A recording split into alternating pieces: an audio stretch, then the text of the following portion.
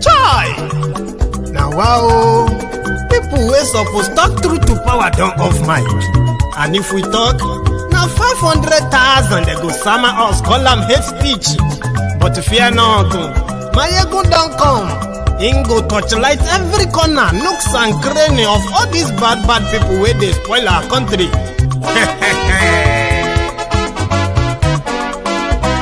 So my people make we laugh, oh yo yo. Maiyegun don't come, oh yo yo. My people make we shout, oh yo yo. Maiyegun don't come, oh yo yo. Maiyegun don't come, man of the masses, oh yo yo. Maiyegun don't come, oh yo yo. Maiyegun Diary Politico, oh yo yo. Maiyegun don't come, oh yo yo. This one not the off in mind, oh yo yo. Maiyegun don't come, oh yo yo. Can in the touchlight every corner, oh yo yo. Maiyegun don't come, oh yo yo. Okay, some people be they holla say they want the power. Chai, them be promise us say we go get light and power. Them hustle sote they can't get the power. But now they know they do anything with the power. Every day, dollar just they get the higher power over naira. See them talk say make we off mind, but thank God say Maiyegun don't come. So my people make you loud, oh yo yo. Maiyegun don't come, oh yo yo. My people make we shout, oh yo yo. Maiyegun don't come, oh yo yo. Maiyegun don't come, man of the masses, oh yo yo. Maiyegun don't come, oh yo yo. Maiyegun Diary Politico, oh yo yo. Maiyegun don't come, oh yo yo. This one not they off in mind, oh yo yo. Maiyegun don't come, oh yo yo. Person where they do evil, no one make person talk. Them say that Maiyegun, that man too they talk. He too they talk. Say Maiyegun Diary, he they hot like pepper. But every day then they take money in bulk. Woman picking, they the street they hawk. Still them talk say make we no talk. But thank God say Maiyegun don't come. So my people make.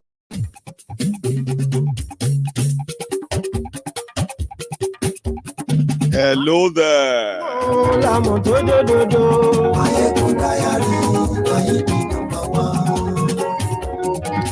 Thank you very much. Good morning to you, good afternoon to you, and good evening to you from wherever you're watching from. And this is Maiyegun live.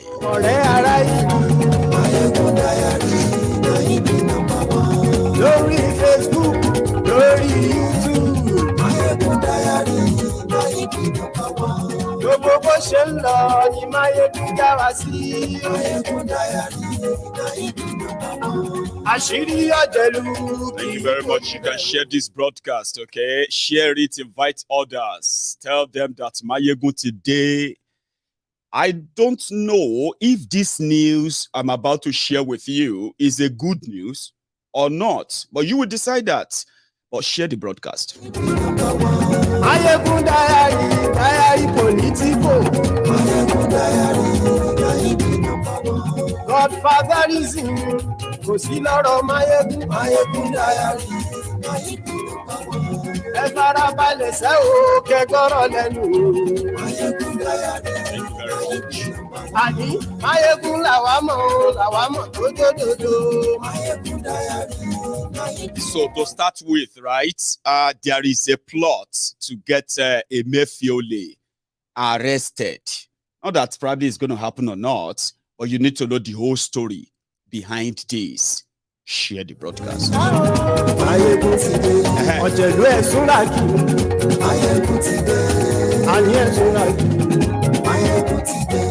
Lórí Facebook.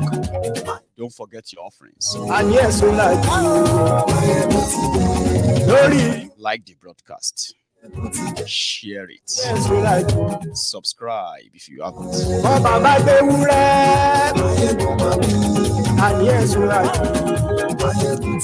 Also, on this in this segment tonight, I'm going to have the People's Parliament.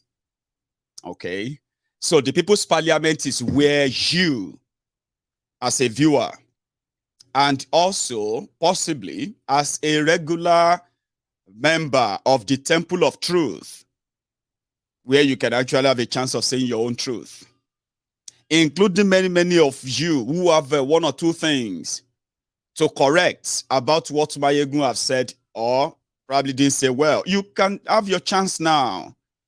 It is always by anonymity. You have the link. It is there in the description of this broadcast. Use it. Join us. But to get everyone into the mood, like get us into the mood of being participants, yeah, I would take the story of Emefiele, tell you a few things about that, get you into that, yeah, oh my God, yeah. And also, I can possibly just take you through one or two political gathering out there that, you know what I mean. Number 3, I am also happy to tell you that when we discussed what should be the structure for the Yoruba Union organization, where everybody can play a role. I'm not just talking about just appearing or just filling in the gap.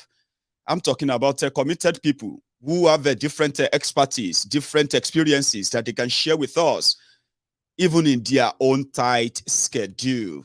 I'm happy to tell you today that in the last 24 hours, we have seen over 140 people. Now, this selection process will start when people begin to understand what is at stake and where and what can they do. Where can they be very, very, active and helpful. Everybody is welcome. If we want to do this as a people, then we have to do it collectively.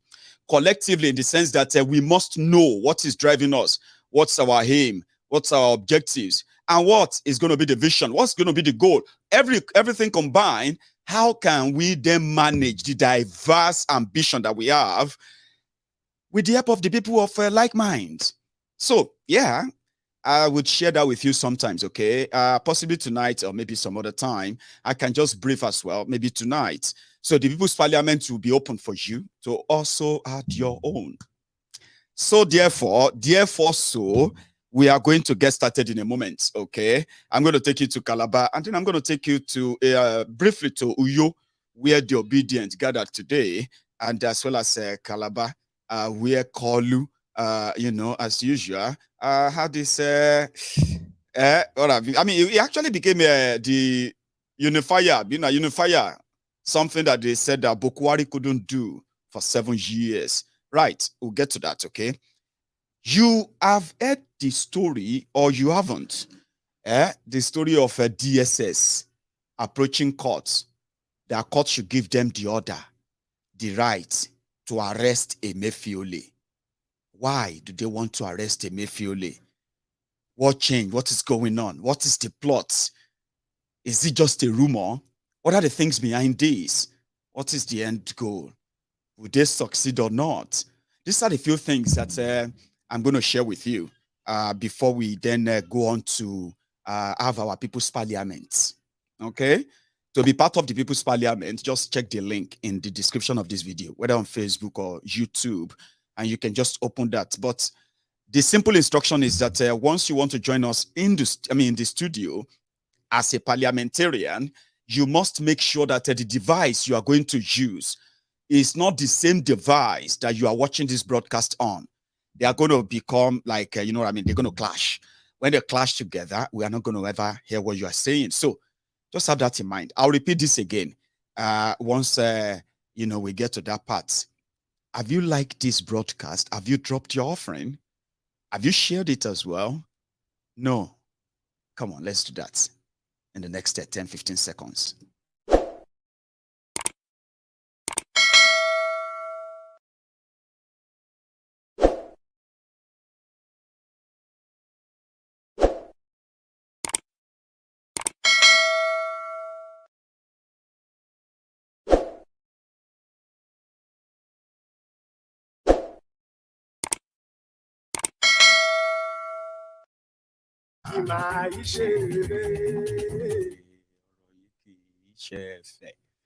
Thank you very much, by the way, for joining me as well. If you are just joining us, the right thing to do first is to drop your offering by liking the broadcast. Subscribe if you haven't. Then the next thing you should do is to read the caption of the broadcast and the description, which is the body of the broadcast. These two will help you, right, to understand what is this conversation all about. And by so doing, you'll probably be able to participate as well by commenting or even by calling in or no, participating in the People's Parliament yourself, sharing your own views that a lot of us are interested in hearing, by the way. Emefiele is the central bank governor of Nigeria. From the time of Goodluck Jonathan. In fact, it might sound like it's such a long time. It's not. Emefiele happened to be the person that succeeded the Sanusi Lamido Sanusi. Now, since Emefiele came on board, and then the destroying people's government of PDP of Jonathan was accused of massive, monumental corruption. Now, for those who participated in that corruption of that past regime, majority of them got paid by the Central Bank, by the Central Bank of Nigeria. The proceeds and everything went through them. However, when they started picking people up who participated in the largesse, Emefiele was retained to further wreck Nigeria. How? It was Emefiele who orchestrated, perfected, and made the people who are doing the central bank stroke banks and stroke other people, the round tripping that first crashed your naira to start with. It was Emefiele that has been cooking the book, and at the same time printing money in excess with no disclosure, without telling anybody, for years for this Boko Haram's government, which has further dipped Nigeria into never seen before inflation.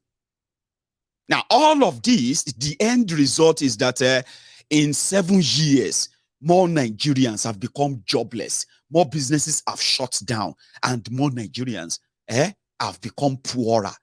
To an average Nigerian, the politicians are the one who stole our money. They stole our money. And it's because, no. They stole your money because all this were made possible by the fake monetary manager or money manager of Nigeria, the people who actually opened the vault and the door of your central bank that for what? For kleptomaniacs. Somebody who became a kleptomaniac himself. Now, Nigeria economy is going south. Emefiele is patching the book. So Nigerians are poorer today. Your criminal politicians and their own different agents from different political parties are smiling to the bank, including the terrorists. Just about 2 years ago, the government of United Arab Emirates, they opened an investigation into some individuals, some Nigerians living and they're working in Dubai, United Arab Emirates. These were guys who, some of them claiming to be schooling there, others claiming to be lecturers there. Guess what? They were staying in Dubai and they were mobilizing funds that they are remitting back through Nigerian system. And this money are being picked up by different groups that have links to terrorism. Now, Dubai, from United Arab Emirates, they could identify where that money was going to. And the moment they found all their evidence, they arrested the 6 of them. Now, throughout all of this, Central Bank of Nigeria with Issa Abina Musa, Abi Isa pandemic. Sure, you know Isa pandemic. Isa patantami. The terrorist sympathizer that is now in charge of Nigeria's communication, your text message, your phone calls, your emails, your whatever, everything is now the one in charge of monitoring them. Isa pandemic, Emefiele.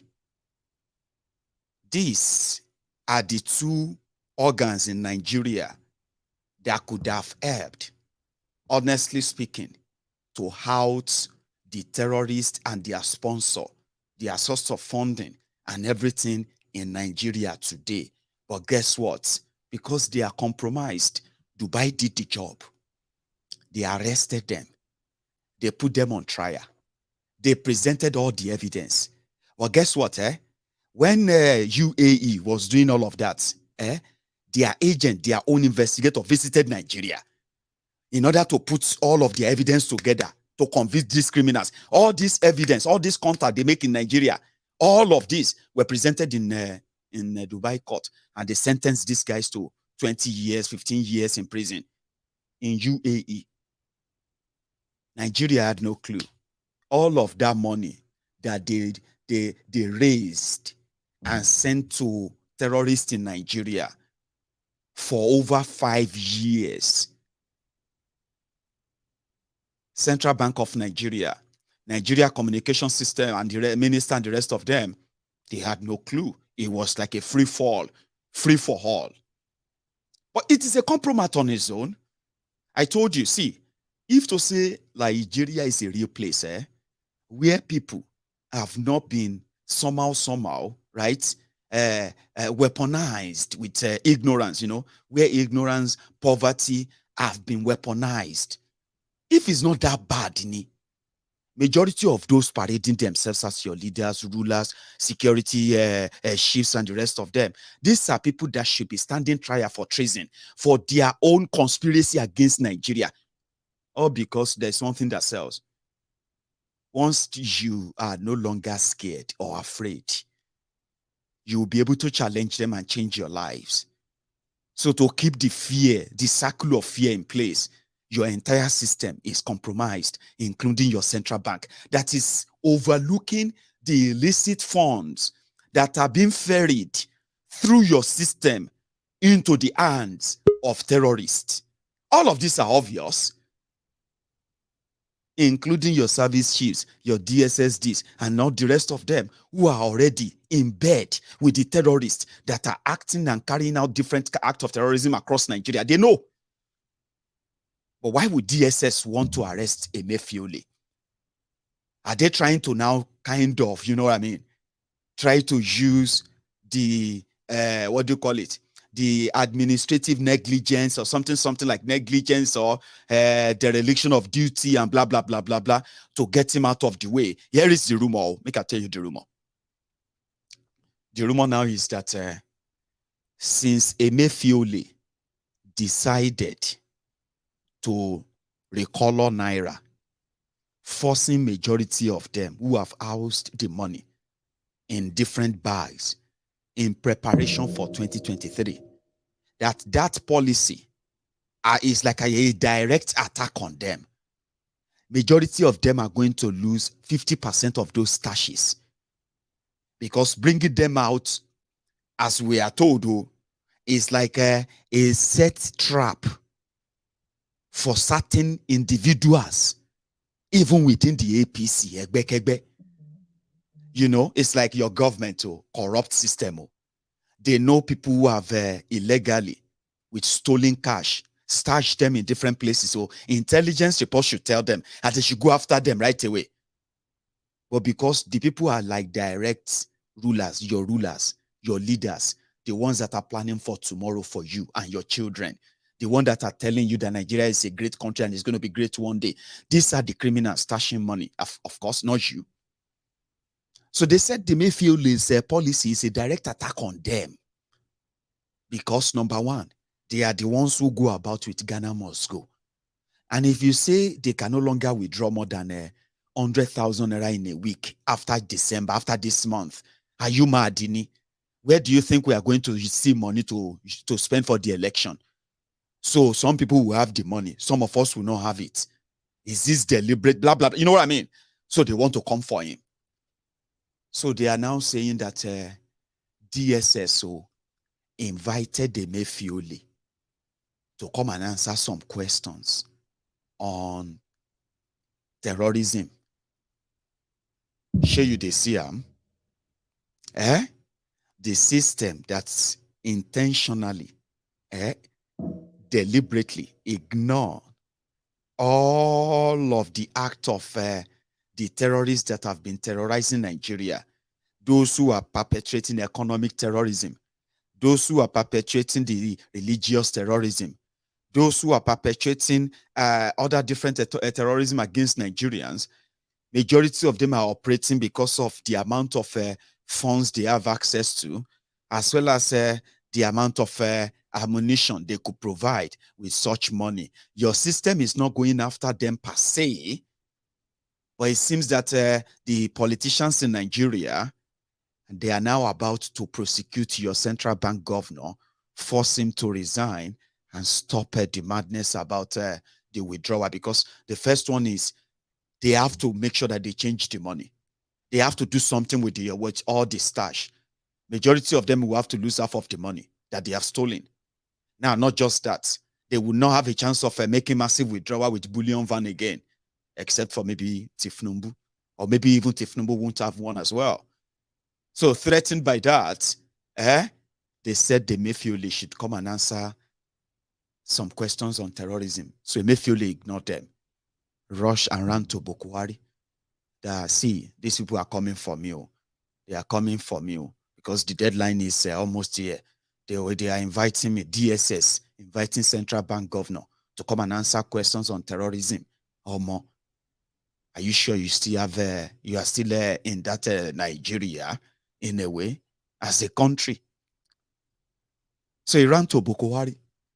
And from what we heard though, they said Bokwari told him, just continue. Don't listen, don't mind them. True or false, you are waiting I hear. So because of that, he ignored the DSS. Now the DSS, they have now approached the court looking for a judge. The same way they always get their different, using them against anybody they want to go after, Abi. They were about to use that against Emefiele, the warrant to arrest him for not, honoring their invitation. And what is their invitation? Money laundering, being channeled towards terrorism, kidnapping, central bank governor, terrorism, money laundering, kidnapping. That should tell you everything you need to know about the Nigeria that you are. So that's why I said, I don't know if it should be a good news for what Emefiele, through the Bokwari's government, they have done to you economically. All the economic ruin that you have suffered in the last 7 years, many of them that you blame on some evil people who are against your progress and your success, and they were the ones who came after your business. No. They are not always the ones. Emefiele and other suit-wearing criminals, they are making economic decisions, economic policies that are only making minute number of people billionaires without any invention, billionaires without any creation, billionaires without any job creation whatsoever. Now, the effect of that is that they continue to mount pressure on your naira that has nothing to back it. So economic shift of Nigeria, supervising the total collapse of the economy of Nigeria, 3 recessions that you've never come back from. Now, when you look around and you see what the politicians are getting away with, when you look around, you realize that those who are making it easier for them, right? It's no other person than this Emefiele. So if you look at it that way, that okay, if the system that Emefiele has managed, right, to side with, while millions of you lost your jobs, lost your businesses, lost your savings. So many of you lost your homes. Some of you lost your marriages, lost your relationship. Some of you lost your relationship with your children. Economy hit many of you so much that you lost your health. Everything that happened to you in the last 7 years, that happened in quick succession, right? Because of what the economy turned to, right? Majority of them are not because of spiritual attacks. They are the monetary policies, economic policies, things that they decided in the four corner of a cold room, air-conditioned room, that millions have to pay for. A lot of people have died as consequences of this. To patch it up, they were not being honest. What did Emefiele, what did he do? He started printing money, 22 trillion naira cash, Nigerian naira money, printed for Bokwari's government. Ask Emefiele, what did they do with that money? Absolute nothing. Nigeria is in debt of over 45 trillion naira. They are telling us, they say it's over $110 billion. Now, listen to that. It simply means that Nigerians, you continue to pay. If you are paying 4 trillion every year, inflation added, and in the next 10 years, you increase that for 4 trillion every year to 8 trillion every year, you will pay that for the next 80 years. And guess what? You can kiss real development goodbye. So they put you into all of this to patch it up, Emefiele, an economist, right, was lying and kept lying and kept lying. Then he came up with different ideas. For Naira to regain its value, he wasn't telling you that NNPC in Nigeria, they have not been remitting money under this APC. He never said that. He's an economist, too, and he knows that if there is any fall in the supply or sale of your crude oil, there will be so much stress on your Naira. He knows that as an economist, too. He hasn't built any other thing. He said he was investing your money in agricultural revolution to stop importation of food. Guess what? He publicly, shamelessly came out to celebrate investing 1.4 trillion naira. But you know one thing? They invested 1.4 trillion naira, and 80% of that money was invested in northern Nigeria, the volatile, terrorized region of Nigeria. The place that everybody has opened shop. The terrorism there is now an industry. Everybody is cashing out. Just attach anything to it. When Bokwari came in, and he was about to borrow $10 million from the World Bank to support agriculture. Guess what he said? He said World Bank should give that money to the people in northern Nigeria. They need it more. That's where poverty is mostly, evident. Emefiele invested Nigeria's borrowed money, 1.4 trillion naira, in agricultural revolution. Over 80% of it in northern Nigeria. And then Boko Haram started slaughtering. They started slaughtering the farmers. So many of the local government areas where they planted the farm, right? The farmers had to run away to refugee camps. Some of the areas have been taken over by terrorists as well, controlled by them that not even Nigerian government can even get there. Ladies and gentlemen, after 7 months or a year, Emefiele, Central Bank Governor of Nigeria, Nigeria giant of Africa, they started there willing, what do they call them?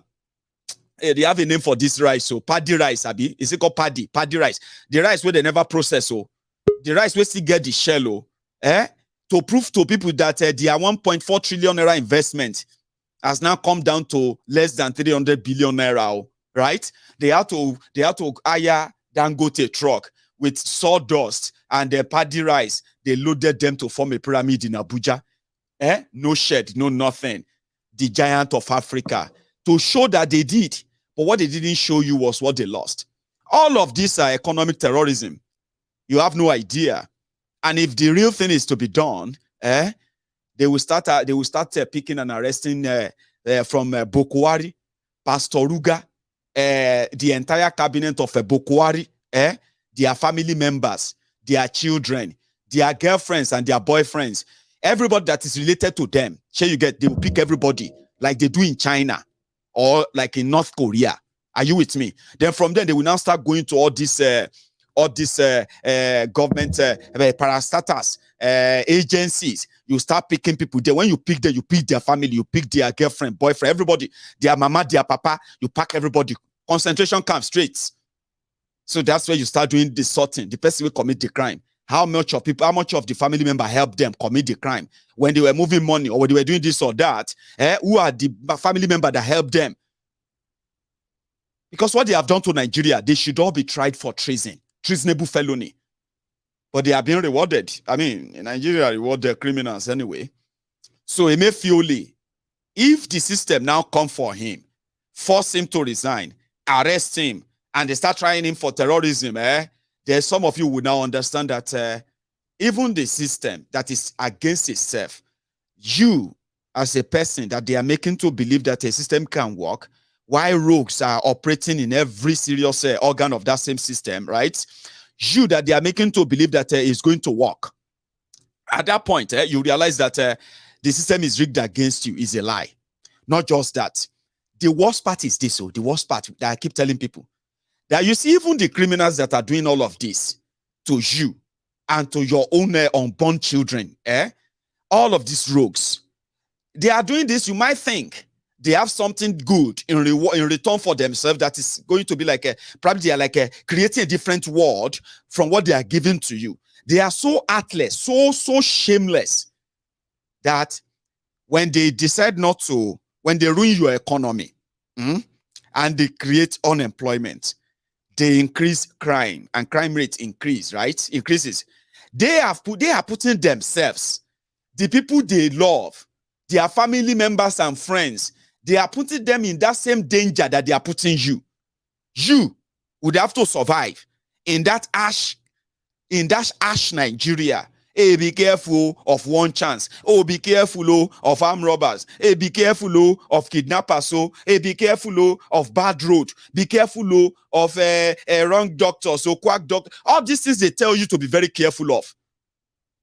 They are like everyday threats to you because of these criminals, the consequences of these criminals' selfishness, Abi. They have money to go abroad for medical because they could afford that, Abi. So they deny you that. They deny you medical. They could send their children abroad to go and get education. The best of the best, they said. But they can deny you that. Now, everything they are denying you, that they believe they are getting for themselves, the society they are creating, that they themselves still have to kind of live in, is as dangerous to you. So it's as dangerous to them, same way it is dangerous to you. That you are worried. Don't think they are spared or safe. They are not. And that's where the ignorance, the ignorance of all these people at the national and international scale is obvious. They were supposed to build a motorable road. They failed to. Yet, their family members, they themselves, and people, they will still have to drive on that on motorable road, Abi. They failed to provide their stable electricity. And they provided for themselves electricity generation and all of that stuff, Abi. But at the end of the day, they will still have to what? They will still have to live with the consequences of that, what do they call them? Fuel, the fume, the gas fume. Anyway, give me a sec. Let me do something about this blinking again. And I know why, I'm coming back. Don't go anywhere.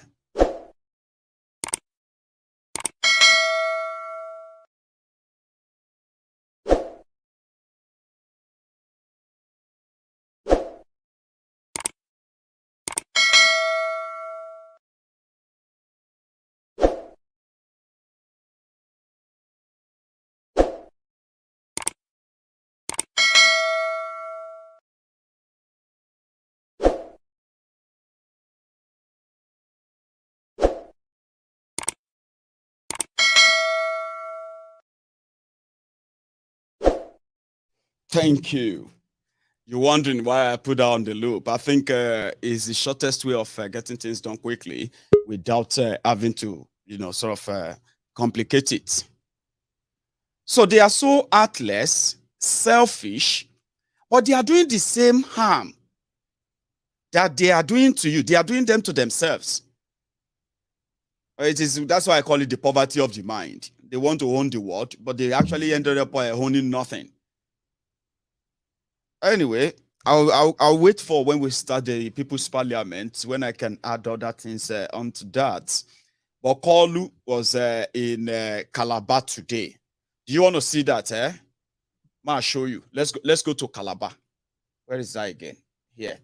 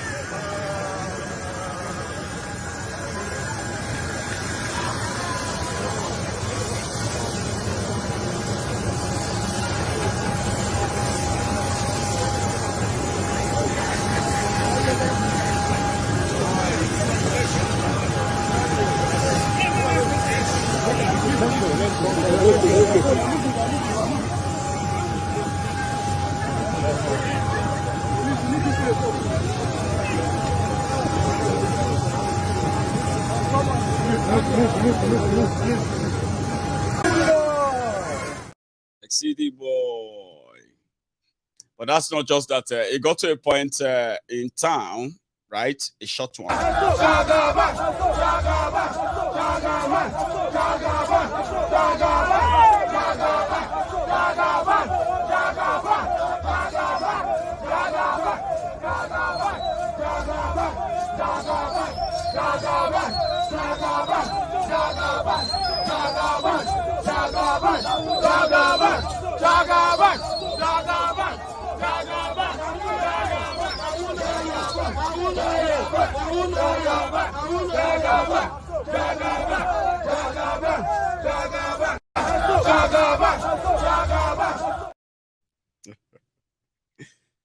Then somebody actually, had a better coverage of his movement in town, and I think it's this one.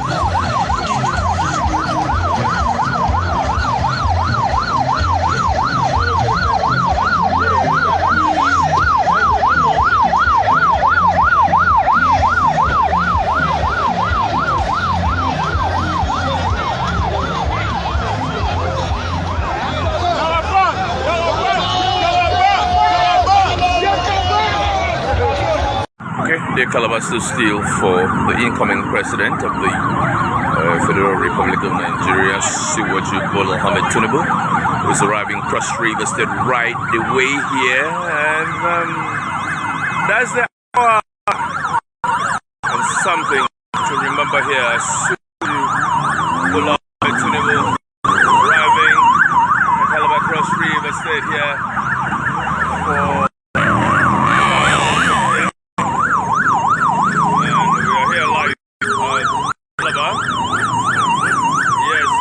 Badge 2023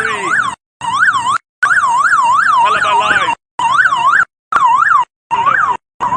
Wonderful. Wonderful. Welcome. That's Jagaban.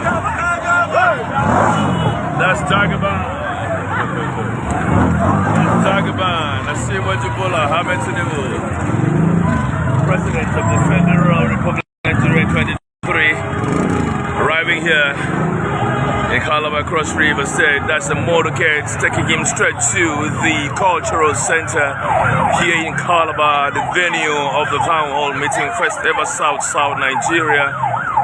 And you just met His Excellency there, live here. This is how the real thing moves. This is how you crown your king. This is how the prince is being found here. Is some high-level technical support here. Security beef high here in Calabar, Cross River State. We're live, and this is something to remember. Live here in Calabar, Cross River State, 20th day, the month of December, 2022, and Asiwaju Bola Ahmed Tinubu arriving in Calabar, Cross River State for the. Thank you, reporter. Thank you. So when he finally got in, I think there's also this part as well. Watch this one.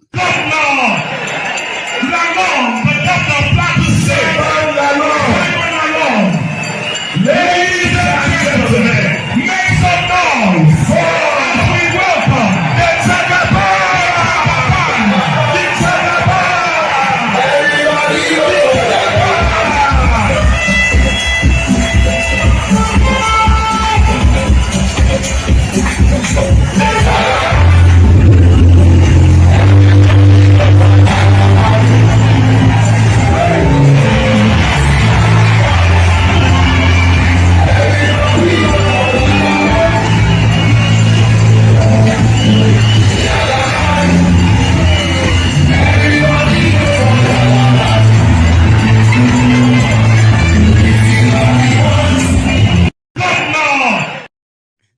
I see the old man, city boy, he called himself. So he dropped some blah, blah, blue, blah as well, just for the optic, okay? Inside the same place. This. On this spot, Senator John Enno, please stand up.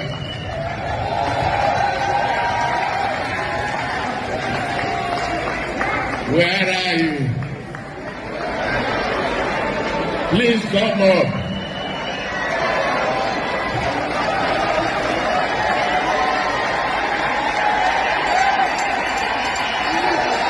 Jagaba. Owanano. Barrister Mary Ekere. Jagaba. A father in a million, a daddy indeed.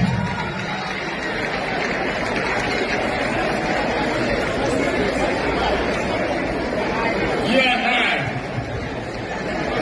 We didn't start today. We didn't start yesterday. We've been great friends. We have always share one common thing: progressive thinking and capacity to change the dynamics of regression. You, Senator John Enno,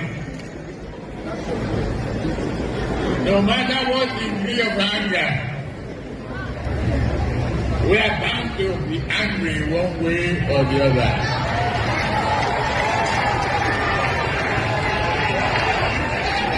We're bound to be disappointed as long as a human being lives. We are bound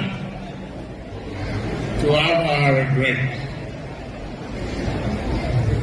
But abandoning our people and cause and determination to make progressive on this spot.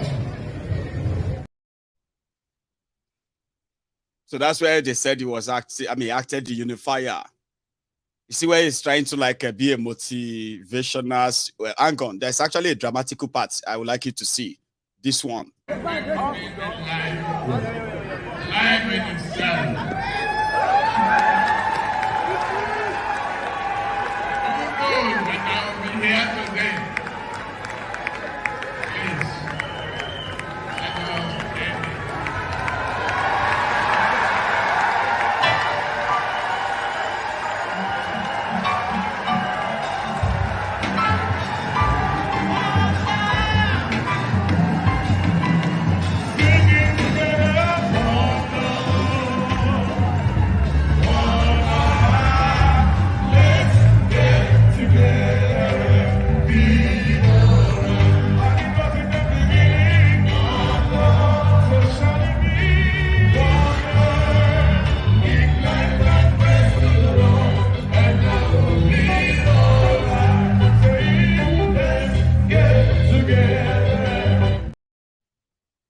So he reconciled warring factions in Calabar or Cross River states.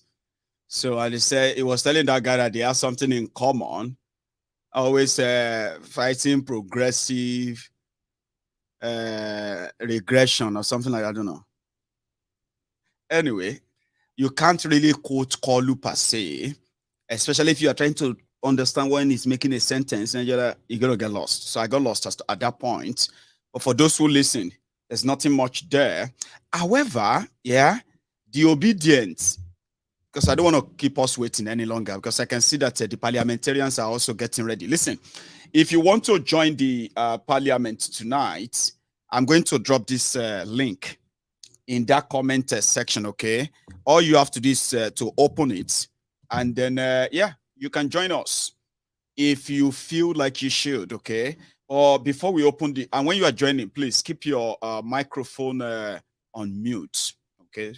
Keep it mute so that you can only unmute your microphone when it's your turn to speak.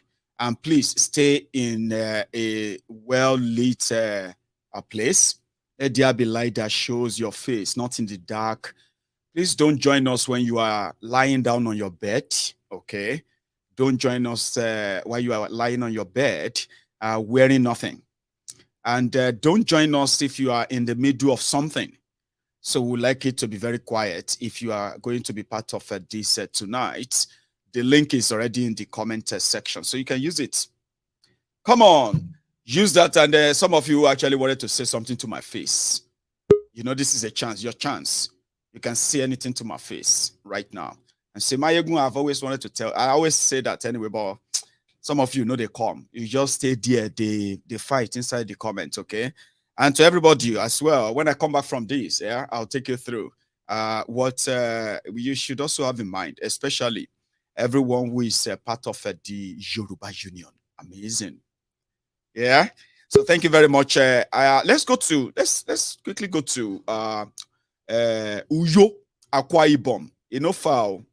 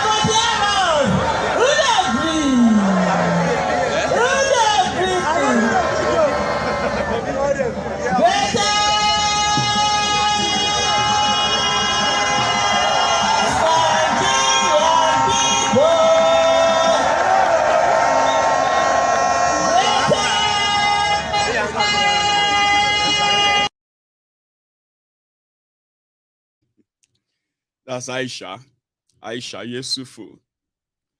Anyway, while I get ready for my parliamentarians to start coming on the screen, okay, I am only going to allow those who have complied. You know what I mean? Like who have complied with these simple participation rules, okay? Go on to open that link on the device you want to use. Turn on your camera. Stay in a bit quiet place. Keep your microphone mute until it is your turn to speak.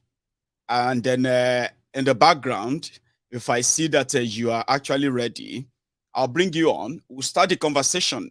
Currently, I have a few people here already waiting. Some of you haven't put on your cameras, and I advise you should put on your cameras. Okay, let's see your faces and get set as well before we get that. So my own will say, in all of this, when this whole thing comes crashing, as they say, before Olokpa carry everybody, some of us don't they make our prayer points. Like this guy, I like him. Almighty Father God, come and deliver me. Almighty Father God, come and deliver me to no go. Make my hand no go enter in the police hand again in the name of Jesus. God set me free in the name of Jesus. Almighty Father God, come and deliver me. Almighty Father God, come and deliver me to no go. Make my hand no go enter in the police hand again in the name of Jesus. God set me free in the name of Jesus. Amen. Amen. Make anything with my hand no go at anything police. So Baba, do say your own prayer. So it seems that I only have what citizen AY. You would have to like be stable if you really want to if you can hear me. So I can see that you have been like back and forth, to and fro. So what I'm going to do now is that I'm going to let me see if I can tag, or should I say pin the link again, just the link. So to everybody who is interested in participating, you can use this, okay? So while we wait for, I don't think I have anybody that is ready here. So I have about 4 people currently waiting to participate. But somehow, it seems that they just don't want to turn on their camera. So if your camera is not on, you will not be participating because I need to see where you are before I continue. Okay. One person has turned this on, and I hope this work, okay? So the microphones should be kept mute, and then you should be a little bit stationary, okay? Once you are ready, you will be put on. African Wahala. Oh, this one that you came on like, you know what I mean? Well, okay. So African Wahala, I was about to give people the head start to something that they might be interested in tonight, the framework for Yoruba Union. So I am going to ask you to please hang on there for me, okay? While I quickly do this for everyone. So I have seen serious responses to our first call that if we indeed want to be instrumental to the realization of the sovereign Yoruba nation, there's so much work to be done. In fact, for everybody to know how this works, it is more, it requires the commitment and dedication of a lot of people who are going to hold different, aspects of the entire journey. The most important part of our, our ideal of approaching this is how can we make the people our ally? How could we make this their project? How could we make this their movement? How could we make them the driver and the rider? So it requires a lot. Most importantly, it requires a lot of education, reorientation, enlightenment, and in fact, it requires so many personal commitments. And when we say commitment, it's going to be, it's not going to be an easy ride, but we have made it easier in order for us not to fall into the pit of those who have tried this in the past. We will remain non-violent, and the approach and everything that has to do with our approaches will remain non-violent to start with. Secondly, when it comes to every part and parcel of the whole Yoruba Union, we have decided to make the entire structure decentralized. When we say decentralized power, it simply means that every part is as important as the other. There is no part or branch of any kind of responsibility that is more important to another, than another. Now, how do we make this happen?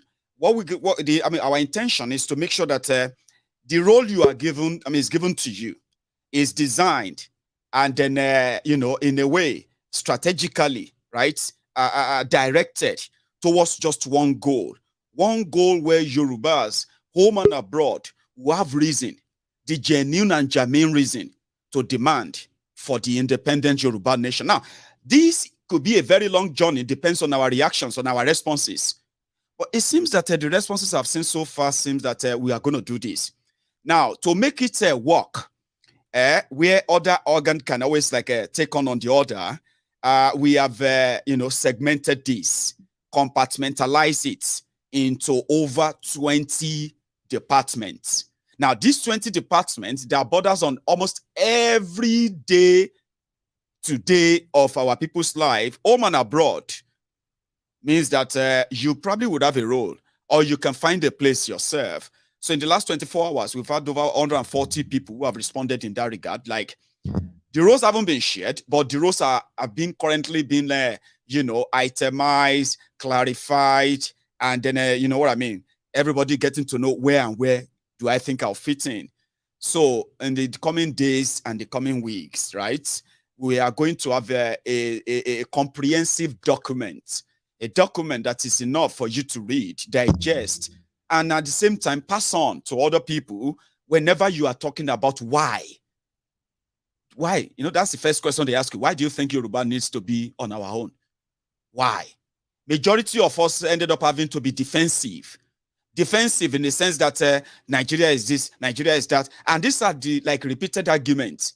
We want to develop the better argument that it's not a defense. Making you defensive. It makes you more kind of intelligent when you are talking about it. Committed. All of these are going to be built. And that is the work we are talking about. We have said it. Nobody is coming to save anybody. If we all decide that we are done, and a lot of us agree that we are done and we are done with this, right? And we play our role very well, yeah? Maybe we won't be like the Israelites who spent 40 or 100 years in the wilderness and a journey of 40 days, but nobody's coming to save us. This is us showing you that no one but us. So thank you so much, by the way, my parliamentarians, those who have actually cleared the order. Everyone else who is still behind the studio, please put on your camera and then we can talk. So what I'm going to do now is I'm going to welcome my parliamentarians, and I hope everybody welcomes them. Now, we are going to share the slot. Usually, yeah, when you finish sharing your mind, we would excuse you for other people to come on and as well, okay? But what we're going to do today is that we're going to let you stay on, especially if you want to, after what you might have shared with us. If you want to leave, we can excuse you. But if you want to stay on, you stay on, because you might actually pick up and have a conversation like everyone else on this segment tonight. So thank you so much, African Wahala, Sir Kenneth, Lawrence. Your face with us. So Ezekiel, Ozzy, it's good to see you again. And I think I have Modu on the line as well, so he can also join us. Modu, thank you so much for joining us. So we're going to share this slot now. And as usual, let me say this to you. When you have your turn to speak, you have the privilege to speak about anything. Do you understand? You don't really have to say what everybody is saying, or even anything that has to do with this topic tonight. So you can use that session and you have just about 5 minutes, except if I ever engage, interrupt you and all that, your time can be extended to 10 minutes. Do you understand that? So if our conversation have to be like that, but the moment I do like this, I'm only trying to tell you to round up so that I can pass on to another person as well, okay? So thank you so much. I'll take African Wahala will open the parliament for us tonight. And then we're going to go on to Sir Kenneth Lawrence. You will be next after him. And Ezekiel, you are going to go after Sir Lawrence. And Modu, my brother, you would be going after Ezekiel. So we can make this interesting, as many other people are expected to join us as well tonight. Okay, Module, you seems that you have about 2 devices sending in a request. So I'll keep the one on the screen and I'll kick out the one that is making an extra request. Okay, so you stay on. African Wahala from Canada. Baba, how are you? Hey, Baba. I'm doing very well, man. How are you? It's good to see you. And thanks so much for all you do as well. People like yourself. So thank you. So how is it going on? Man, it's good. It's going good. You know, another day, another conversation about the entire Nigerian situation. First and foremost, I'm very happy to have this conversation with the people of the Temple of Truth. It's good with you too. You know, Maiyegun. I was, you know, being a Nigerian, you are forced to wear so many hats. One of the hats that I found myself wearing recently is the psychologist hat, because you're trying to understand the psychologist of the people, the psychology of the people. And I was looking at a tweet posted by our friend Doyin Okukwe. Right. Okukwe posted a tweet. He said, "It's time to step aside, but I am with PO and the obedience and the presidential campaign till God gives us glory in Jesus' name.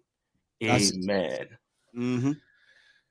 And without a surprise, the comment section of that tweet is people that are praising him, you know, saying, "Oh, Mr. Okukwe, posterity will remember you for campaigning in our favor, for wanting the best for the future of this country." Now, to me, it's not a surprise that this is how people would react to that tweet, because, like I said, studying the psychology of Nigerians, you will come to a conclusion that these people are like water. They adapt to the situation.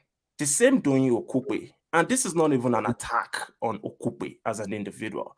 I would say it's an attack on the entire system, the politicians that have that mentality, that have robbed us dry and turned us into poverty-stricken people. You created poverty by stealing the people's money. The allegations that came out were you stole $700 million, which I believe is a tiny fraction of what he has stolen. Now, you had to pay 13 million to be a free man, okay, because the judiciary system is trash. I'll let you speak, bro. Did you just say something? I thought you wanted to rebuttal. So, since that is the case, where you've impoverished the people by stealing their money, but those same people that you've impoverished, they are the ones supporting you because you are in line with their choice, whom in this case is Peter Obi.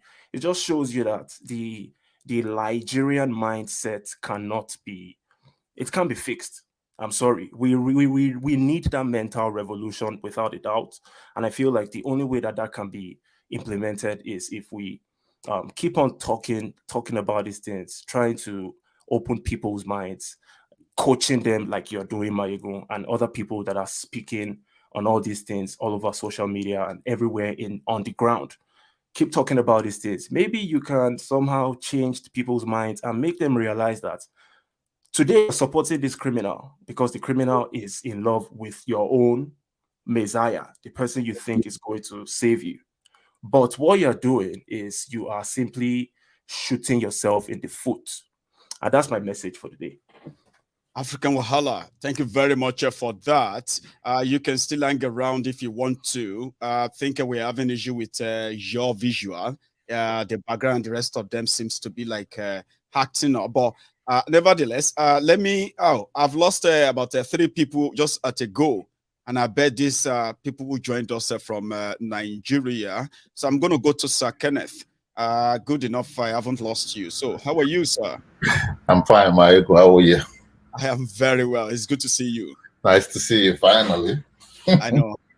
So, you know, the point here is this: is that Nigeria is Nigeria. I mean, that country called Nigeria. It's just existing like on life support. I have said it to you many times, and I'm saying it again and again. Nigeria is on life support. The system itself is designed never to work for the Nigerian people. It's designed to work against them. Countless times I have been there, many times, and I can tell you this for a fact that it is just, in fact, the people there are like, they just keep living every day with absolutely no choice. So yeah, and that's why it's easier for these vampires, these vampires in government, either in federal level or state level, why they have the free lunch of doing whatever they do in that place. It is so bad that even when you speak truth to power, these same people are going after you. You become the target. You become the target there. So, and you know, I don't know if you recall when one of my calls, I said I used to work with defense, Ministry of Defense, and Nigeria. I was an instructor, so I had the opportunity of training a lot of these officers and men, especially even some of these they are retired chief of army staff, navy staff. Some of them used to be like, I mean, these people in within that period at which I know them, they are professional. They are good at what they do. That's their line of work, and I give them credit for that. But you see, when unfortunately everybody finds themselves in a system where it is what it is, you know, have to compromise professionalism for everybody. So there you are. You have to choose in between still having a job or being marshalled for disobeying an order that you know professionally you shouldn't even be carrying out in the first place. Exactly. Yeah. So, and you know, the rest is history. You already know the answer to that. But I think in this parliament, I want all of us to come to that realization that the problem of Nigeria is not just because it is a Nigerian problem, but the problem is that evil document. Maiyegun, we've talked about it. That evil document is the genesis and the revelation of the problem of that country. And that country cannot exist in that form if Yoruba nation and the Biafran people need to pull out on their own if that is what the only way to go. Because if you notice in that constitution, there's nothing like referendum. No, there's nothing in there. There's something about we the people, but there was never a time a referendum was conducted. Put that constitution together and say we the people. Oh dear. Yeah. So there was no referendum. There was absolutely, in fact, literally that document was hatched out secretly in wherever they were doing it, and then forced down the throats of everybody in Nigeria. You see? See where we are today. Yes, if you look at line by line, each of the section of that constitution, line by line, it is always skewed to favor them. Yes. To favor them. And any attempt for you to push back on those things and say, hey, wait a minute, we need to face a serious what do you call it, pushback if you do. Exactly. That's why I always use that language, that Nigeria itself is a shit show. It's a shit show. Because why is a shit show? Is that because for crying out loud, it's like as if you are watching a comedy, or if sometimes you are, even if you are tired of watching the comedy, maybe it turns to a horror movie. Because everything in Nigeria has been structured and designed never to work for you. We that are outside the country are the only hope, the only lifeline, the only line of defense that to push back on these vampires. These vampires will not let go. They will not. In fact, you literally, I hate to use violence. I don't believe in violence in achieving anything. But these people, the only language they understand is the language of looking at them face to face and telling them exactly what they need to hear. They choose not to like it, yes, but the facts are the facts. These people are vampires. These people will push back. See, you see the video you were showing about Tinubu, and those people say Jagaban, Jagaban, shout Jagaban. These are hungry lions. These people are, you know, do you have any idea how much they probably must have paid them? Or the people carrying out APC flag? These are hungry lions. These people are frustrated. They've been subjected to this level. That's why they will remain there. They choose to keep them there because that is where they belong. You know what somebody said, sir? Somebody said that if we pay attention very well, that in all honesty, a lot of Nigerians are not victims of bad governance.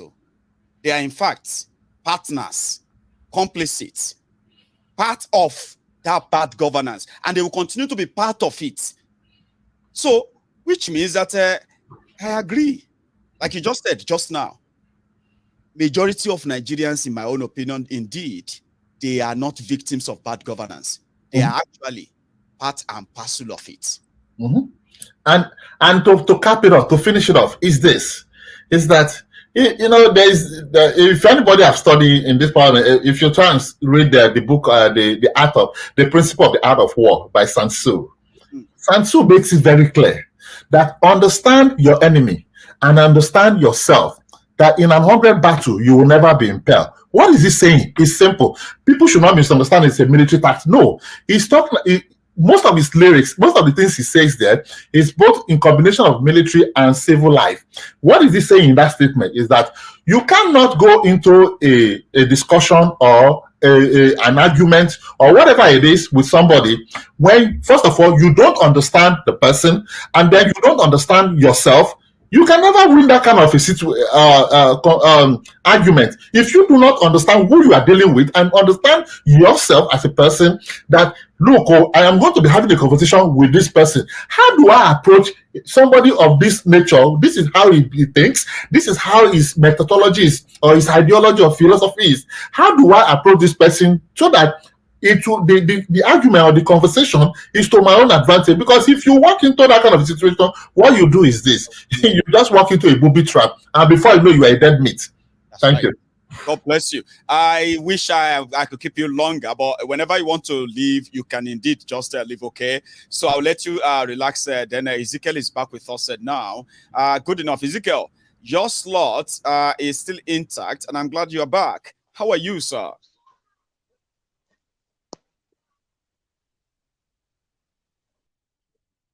Oh, I think the line is that bad and bad. Modu, so were you actually on the bus, on the train, close to the house, and you had to do all of that together? Yeah, I like that. So good enough. I'm going to let you come on finally. Sorry. Where's that? Why did I stop it? Hang on. You can unmute, by the way. Modu. All right, now go later. Brother, how are you? I'm doing okay, bro. How are you, sir? I'm very well. It seems that you are just coming out from a freezing out there, yeah? Yeah, it's getting colder and colder by the day here. Come on, right? You couldn't even take the jacket off. So, good enough. Huh? You are live. Everybody can hear you. I hope we have some, as usual, to learn from you tonight. But there's a lot going on the Yoruba Union. Somebody like yourself is needed to come on and out there. Adiola, I'm still going to say same to you, but I'll come back to you, sir. So, Modu, there's a television right now where people are now sort of it's like a basket of ideas, like a flood of it. More and more all those ideas pick things up in their own area of specialty. Like, you know, okay, I could do something about legal, I could do something about education, I could do something together about security, you know, that stuff. So the ideas place. We need people to start picking them up for us, putting together a draft of them, bringing them back together so that can end up as a document. And we need all of you to come forward. Give us your little services and experience. Yeah, absolutely. Yeah, I would really love to, like, in whatever capacity, sir. Yeah, in whatever capacity, I can always pick up something, help us make it real. Give it the life of its own. You don't have to do a whole lot. Just pick one of them as well. I'm going to do something for you on this. Adiola, oh yeah, Maiyegun, Yoruba, I'm going to get you something on this, because whatever you bring, right, is an opportunity for others to also develop them, hard ideas to become something that we can all actually say, oh, which side are you on this Yoruba? You know, I'm in charge of the women and children. Or you are a man. Well, I've got the understanding of that some of their programs that I actually know how to do well. I'm good in organizing and I'm working at helping them. So, you know, something like that. So we want to develop all our sectors to that standard, easy to relate with. And then absolutely. Like I'll be so happy to be a part of, you know, whatever thing that will lead to the upliftment of our people, because you know, this guy, he used to be Stokely Carmichael. He later changed his name to Kwame Ture. I don't think I do, but maybe when you start telling me the story, I might probably remember. Yeah, go on. Oh yeah, he was an American. He later became an appointee of Sokoture in Guinea. So he changed his name from Stokely Carmichael to Kwame Ture. He picked Kwame from Kwame Nkrumah and Ture from Sokoture. Now, in one of his speeches, I think, in his Black Power speech, so he quoted Frederick Douglass when he said, you know, Frederick Douglass in one of his books wrote about the leaders must reject that label of being leaders. Sorry, the youth must reject that label of being leaders of tomorrow. The youth must be leaders of today. So Kwame Ture ended it by saying that it's very important that we become the leaders of today because the men who run this country are sick. Now, why do I have to make reference to, you know, Kwame Ture? It's because the people that fought for Nigerian independence, if we were ever independent, those guys were in their 20s, in their 30s, in their 40s. You know, they were pretty young. And there is this time, because they overstayed, and because we've had, you know, old rulers with expired ideas. There's this tendency for the youths, and in fact, we've kind of accepted the label that we are not intelligent enough to take charge of our future, to take charge of our present. Today. So we always seek validation, we always seek direction, guidance from these people that Charade said they have old ideas. They do not even have any ideas to begin with. So whatever we need to do to, you know, make our people see that, someone that is in their 20s, someone that is in their 30s, someone that is even 16, 17 years old can come up with sound, solid ideas. Yes. I think it's something that we all should embrace. The youths, those of us, we are everywhere. The Nigerians have, I think they are the most in terms of degrees, I think higher degrees, Nigerians are the most educated immigrants in the US. We are everywhere. And when we say Nigerians, we are talking about people in their 20s, in their 30s, in their 40s majorly. So we don't really need to seek validation. Of course, we would always accept inputs from old people, but we do not really need them to validate because we are capable of charting a course for ourselves. Yeah.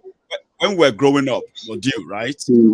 This Yorubas, Yoruba adage, I don't know if it's adage or idiom, but you know it when I say it too. That which means the understand, the wisdom of the old, the ideas of the young are what they combined when they found the Ile-Ife. Which means that from even our forebearers, they valued the ideas of the young people in forming, you know, what do you call it? In nation building, put it that way. Yes. You know what I mean? So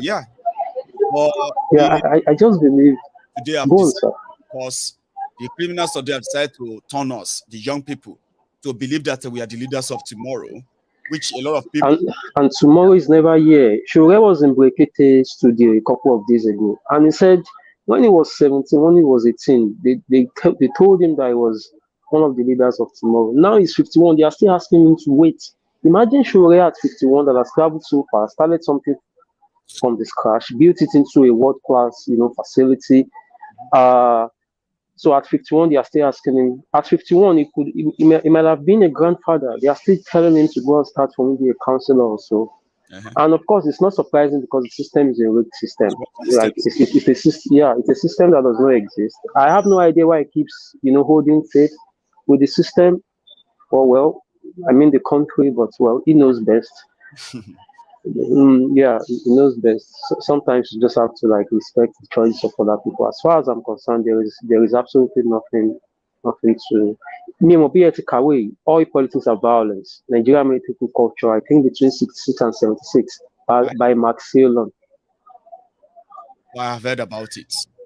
Oh yeah, like I've tried reading the book a couple of times. There was never a time I read it past half the page. I mean, I read past half of it.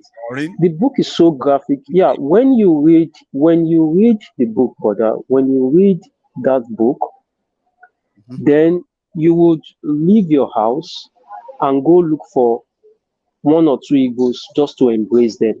You will feel so much pity for them, that ethnic group, what Nigeria has done to them. You would seek Igbos out to hug them. I used to think Murtala Muhammad was an icon. When I read that book, I found that Murtala Muhammad is maybe arguably the worst, the most irresponsible, the most vicious, wicked individual that the Nigerian system has ever produced. Murtala Muhammad. He killed so much Igbos. Throughout the time Yakubu Gowon was head of state, as irresponsible as Yakubu Gowon was, Murtala Muhammad was even worse. In fact, Murtala Muhammad felt that Yakubu Gowon did not kill enough Igbos. Murtala Muhammad. So, oh yeah, if you read the book, you would see the reasons why someone like Farotimi would, more than any other person, admit that the Igbo Nigeria should just consider presidency for them. What Nigeria has done to that ethnic group is better left unsaid. Oh, Ekatika, All Politics of Violence, Nigeria military. He was also the one that wrote Soldiers of Fortune. The Soldiers of Fortune, that one, I read that one to some extent, but I was looking for a day I'm going to come on here to read that one to everybody. No, I'm warning you. I'm warning you, sir. I'm warning you. Evening all. Don't try read. You can hear me? Do not try read that All Politics of Violence. Like, if you read it, especially, I think one of the quoted index or so was this speech by the guy that led the coup, in Zeogu. And where he talked about, their rationale for the coup. The man went into the details of the Abure Accord, that during the Abure Accord, that the Nigerian delegation, Yakubu Gowon, they just went as though they were going to maybe a party, unprepared. That Ojukwu went with, I think, 2 private secretaries, went with documents. Ojukwu went to Abure as though he was going to defend a PhD thesis.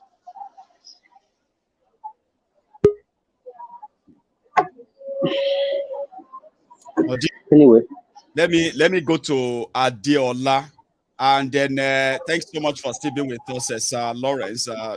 Kenneth, you're still here. Yeah, thank you very much. So I'll put module. Okay, great. So let's go to Adeola. Then afterward, I'm going to come down to Sir Ironshe Odudua.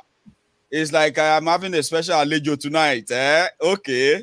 And I also have another Oduduwa's, you see AY citizen or citizen AY, you can say is Yoruba nationalist that is more interested in constitutionalism. And we probably won't have an issue where you need people to teach constitutionalism to our people when that time comes in Yoruba land. So yes, I'll come to you, AY.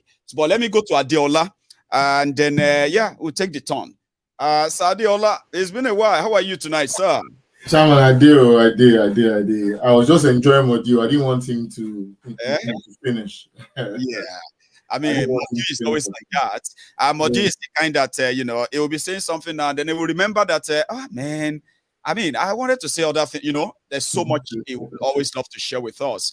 So yeah, I wish. Anyway, so how are you? Just enter the parliament tonight. Just relax. Well, you know, parliament is not a pressure. If you come with anything you want to share with us, it doesn't really have to be with and be on the things we've discussed.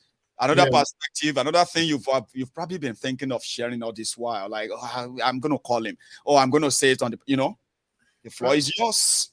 To be honest, I don't know. I think every day I just get slightly much, if not confused or bewildered or you know, in terms of how we are still in that contraption and people don't ask those questions. It was Nigeria doesn't work, and people in diaspora have some form of insight. If you hold that passport, it doesn't work. You face so much discrimination, you face so much setbacks, you face so much barriers.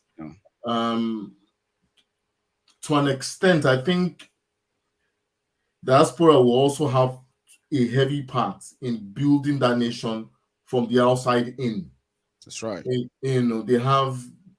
There's a reason why that jackpot is there. It's just words of wisdom. When you start seeing birds flee, when you see animals start fleeing, it's because they know something is about to go down. They know something's about to go down. People don't really understand that things will happen or things are about to happen. Sometimes we might not be able to verbally put things into one place or, express ourselves in a certain way, but something is going down. The way people are living, last time I was in your program, I was saying to you that Nigerian government don't have any inclination that their own people, they are competing for global labor force with their own people. So if their own people believe that that country for them does not provide that enabling environment to thrive or to prosper, they will leave. So as a Nigerian government, they are living in a very, very sad state, right? Yeah. Remember that the UK government, the UK system is making so much money on this student migration, Abi. Yes. Or before that, now they are complaining. They are complaining they want to stop it because people are bringing their family. Somebody will get a student visa. They will bring their wife. They will bring their 4 children. Some will bring their husband. They will bring their 2 children. Now, UK, that ordinarily won't give them anything, or they probably will not get anything other than the job they are going to be doing, right? They are now worried that they are stopping that program. However, the same UK, right, conveniently took over 7,500 medical practitioners, doctors, nurses, all of them from Nigeria. I'm counting. If and you have in 2022 alone, Baba, now opened up 2023, right? They want to bring in at least 15,000 teachers from Nigeria alone in 2023. Of course. So what are they doing? What's that future saying? There's nothing. Go on. See, Baba. I'm not sure. I said it last time. For you to have a developed country, you must have a number of doctors per 1,000. You must have a number of engineers per 1,000 people, so on, teachers per 1,000 people. You have to have that ratio in place. The moment you to have all of that, you must have a reliable data as well. Exactly. You make conscious efforts. You make conscious efforts to train people, to put people in position to have a vibrant labor force, because it is not a country. That's why we don't have that structure, and we will never have that structure, because normally a country should have a structure to produce people that would enable them to succeed and nurture the system. Exactly, but it's not a country. I think the moment we find peace, we find some form of solace that it's not a country.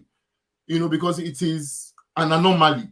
It is anomalous to think people will leave an entity to another entity, because Nigerian government is competing with the UK government for doctors.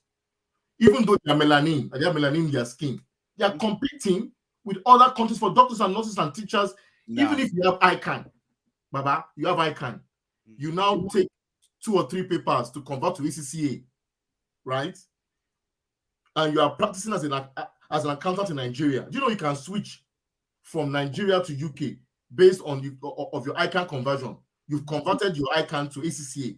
But you don't jack up with that now. So apart from, say, doctors or teachers or nurses, accountants too are also at risk, are also leaving. So in every facet you see, engineering, accounting, and those are the drivers for prosperity. When you have engineers that solve problems, they are problem solvers. An engineer will solve a problem and create direct and indirect jobs.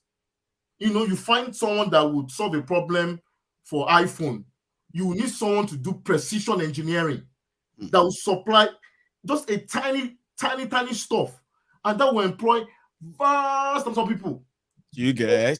But because you don't allow them thrive. You see, Baba, I was in a conference, I think about 6 years ago or 7 years ago, and there were some guys from McKinsey, and they were throwing us big time. They were throwing some Nigerian private equity guys that they just finished a deal, you know, power generation, and they were just tasking us, say, you guys who have engineers now, per capita, I'll be per 1,000 people. How many engineers do you have? They were literally dissing us that we were incapable of carrying out infrastructural projects, generating power, supply that can serve the population. Exactly. You don't have a number of engineers that could. McKinsey, they literally were dissing those guys. They just finished a deal, just structuring a deal to build, was it a gas fire plant? I'm not sure if it was gas fired or solar. I can't remember the name of the project. They were so happy with some Nigerian big boys in private equity. They were happy they did it, but they were still facing a backlash from the guys from McKinsey, because it is not a country. As long as we rest, Baba, it is a contraption. Not a that country. Is the best way to even describe it. Let me quickly go to a Russia Odudua. Now we might have somebody who has a message for us from the source. Anyway, Adiola, don't go anywhere, okay? You might still want to add one or two things to what you have shared so far, okay? AY, I know it seems you are having trouble with that, your connection. I know. But I'm back now. I'm back loud and clear now. I can hear you. You are going to speak after a Russia Odudua. So just hang on there for me, sir, okay? Hello, sir. Good evening, all. Good evening, Good evening, all our viewers, everyone that is watching us both home and abroad. Thank you. I'm happy tonight that Citizen AY Citizen is here too, because I've been trying to get hold of him for a while. Thank God for that. Too. Yes, we thank God. Yeah. What I'm going to talk about tonight is going to be another dimension, because it seems that we've focused our attention on one side, and there's a side that we did not look at. It's about this our Yoruba nation something. Citizen AY, I don't know, maybe you are aware of it, but I know Maiyegun is well aware of what is going on. If it is not all, but I know is fully aware of some part of it. Yes, I breathe in. Let me say something. We are planning to have the People's Parliament Yoruba based on this conversation. Okay, now, should I not go to that tonight? No, you can. You just don't have to because Citizen AY is here. I want him here. I've been trying to I've sent message to him. He did not reply. But I want him here. You know what? I want him here. You can try to get into. I'm just saying that there's another chance that you will do everything how you want. Okay. It will be better if it is in Yoruba. I will be able to express myself well. But go on, sir. But maybe I will just say little now. I will just keep and then I am just letting you know that. I'm just letting you know that. This is not the only you have. We are going to. All right. Okay. I'm going to just throw a little light on it. Because I want you to say why must be there. Baba, you must be there. In Yoruba section, you must be there. And everyone that is looking at us at home, both in our land and everywhere, I beg you all to be part of this. It is about the security in our land, on our soil, because it is coming. It is not matter of where, if it's not matter of if, it is when and where it started from. That is what I want to say. But I will not talk much. I will just keep it like this now until we have our Yoruba section. Thank you all. Okay, sir. Fair enough. I am sorry if I discourage you from going ahead because I don't know how. No. We discussed about. I called you yesterday, if you remember. We discussed little about it, and there are some little something that since that yesterday, another things have come up again that I see that is very important. Well, you know what I'm going to do, which I did promise. It's boiling me. It's boiling me. I will tell you one thing. Yes, this is the first time I will come out openly like this to show myself. This is the first time. We've been underground there, but tonight I say no. I will have to come out openly. That is why I'm showing myself, my face. But please, I want you to do this as quick as possible because we don't have to leave this thing to wait at all. No, we can't let it wait any longer. All right, thank you. Good evening. Good evening, my brother. Good evening to you. Everybody in the house. I tried to even connect you the other day on the. I haven't. I've been unwell. I have been unwell. So that's why I've not been able to respond to things. I have to just take it easy. It's really, COVID and everything else. But we have to speak tonight. So, but I'm grateful. So please let someone send me a text.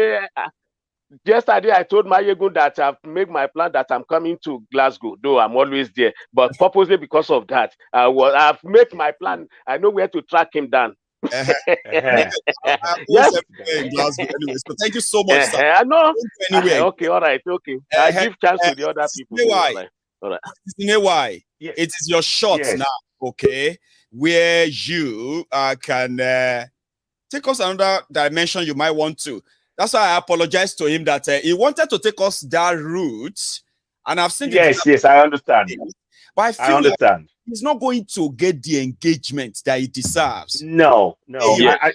Press himself to the direct audience. I mean, the real audience that need to hear that. Here you get. That's why I was like, which one he prefer? But I think he got my idea. We're going to have our time. No, I do. It's going to be Yoruba all through.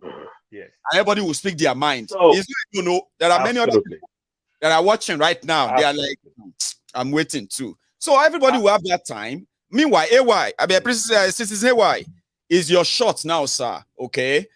How are you? How are you doing? I just said that you are recovering. I've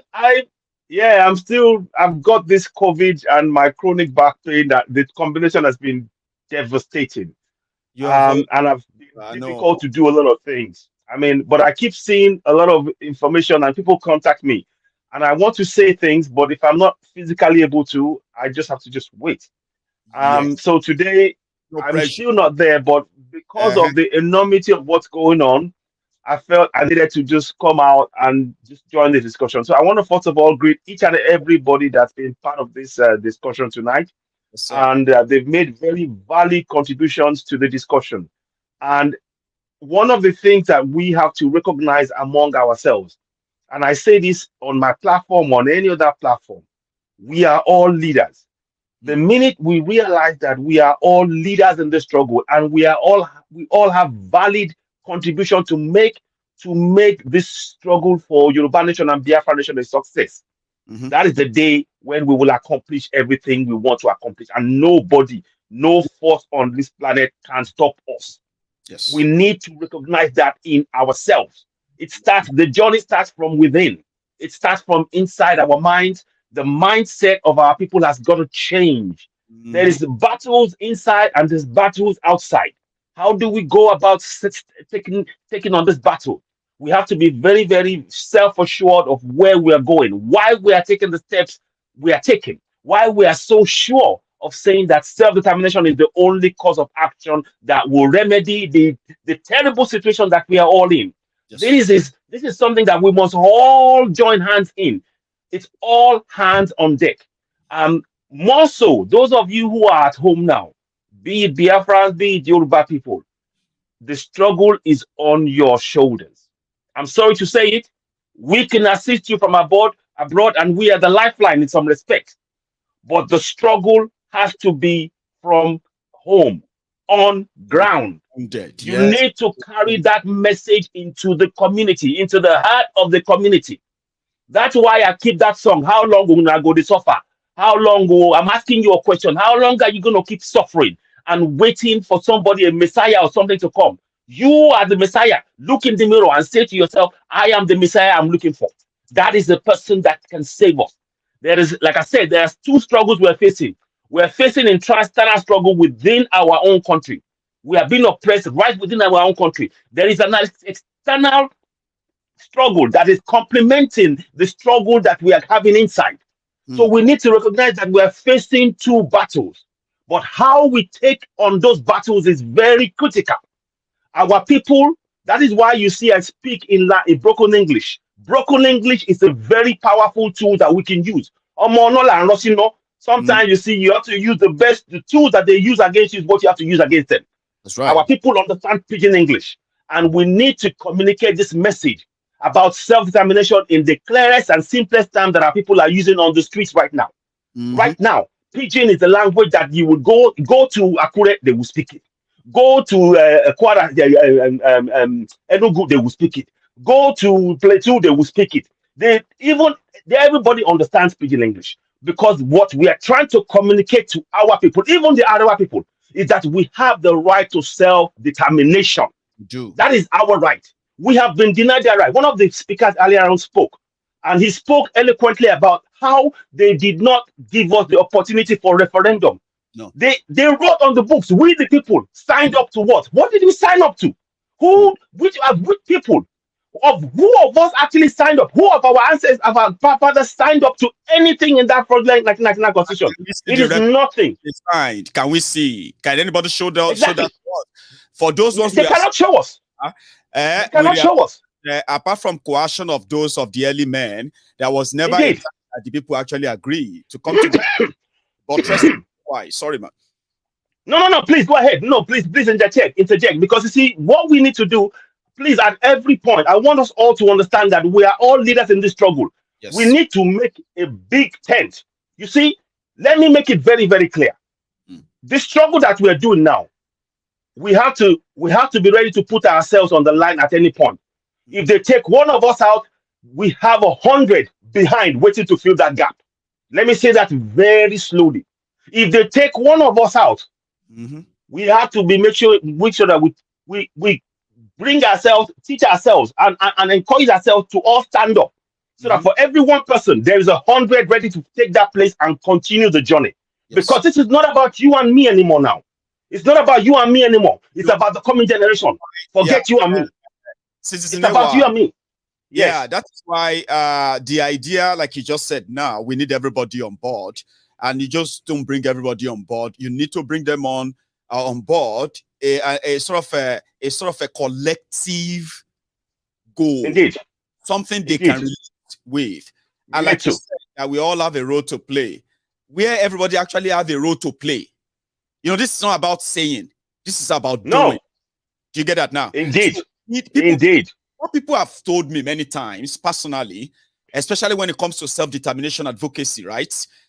We must know something, that we pride ourselves as Yorubas that we are intelligent. Sorry, why? We are educated. No problem. We are this, we are that.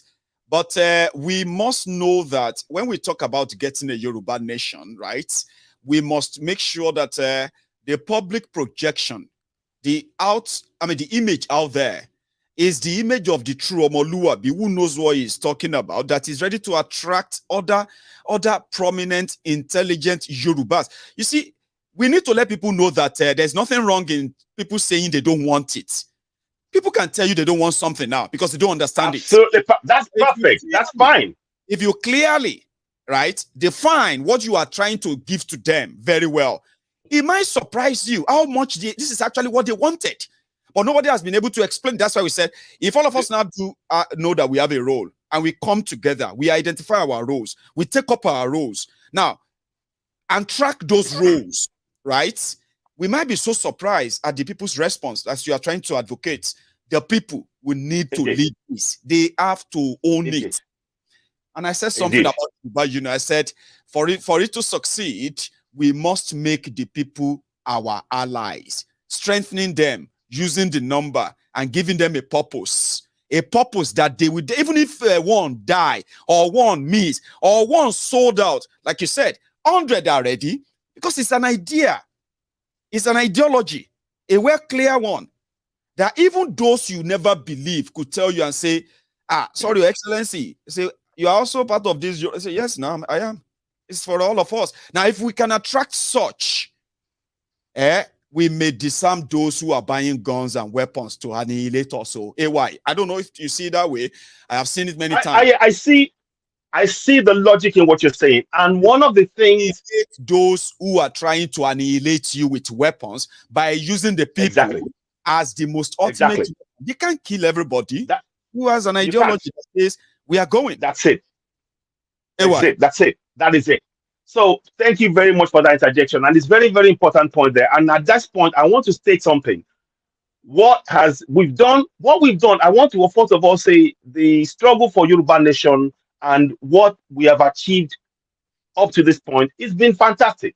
Amazing. We've achieved something. The people have been on. We are following that. But what we now need going forward is a structure. We need a clear structure that the people can look at and go, I see where they're going. I support them. Or I see where they're going. I don't support them. Here's why. Right now, people don't have that clear picture. Understanding of why I'm of it. And it's never going to. It's never going to be about attracting all negative things to a noble cause, and then in the process that could actually kill it from infantry. Indeed, we've done so well. Like, a lot of people have done so well. Man, people have been killed for this. So if we don't do something that people can easily associate with now, we can lose it all.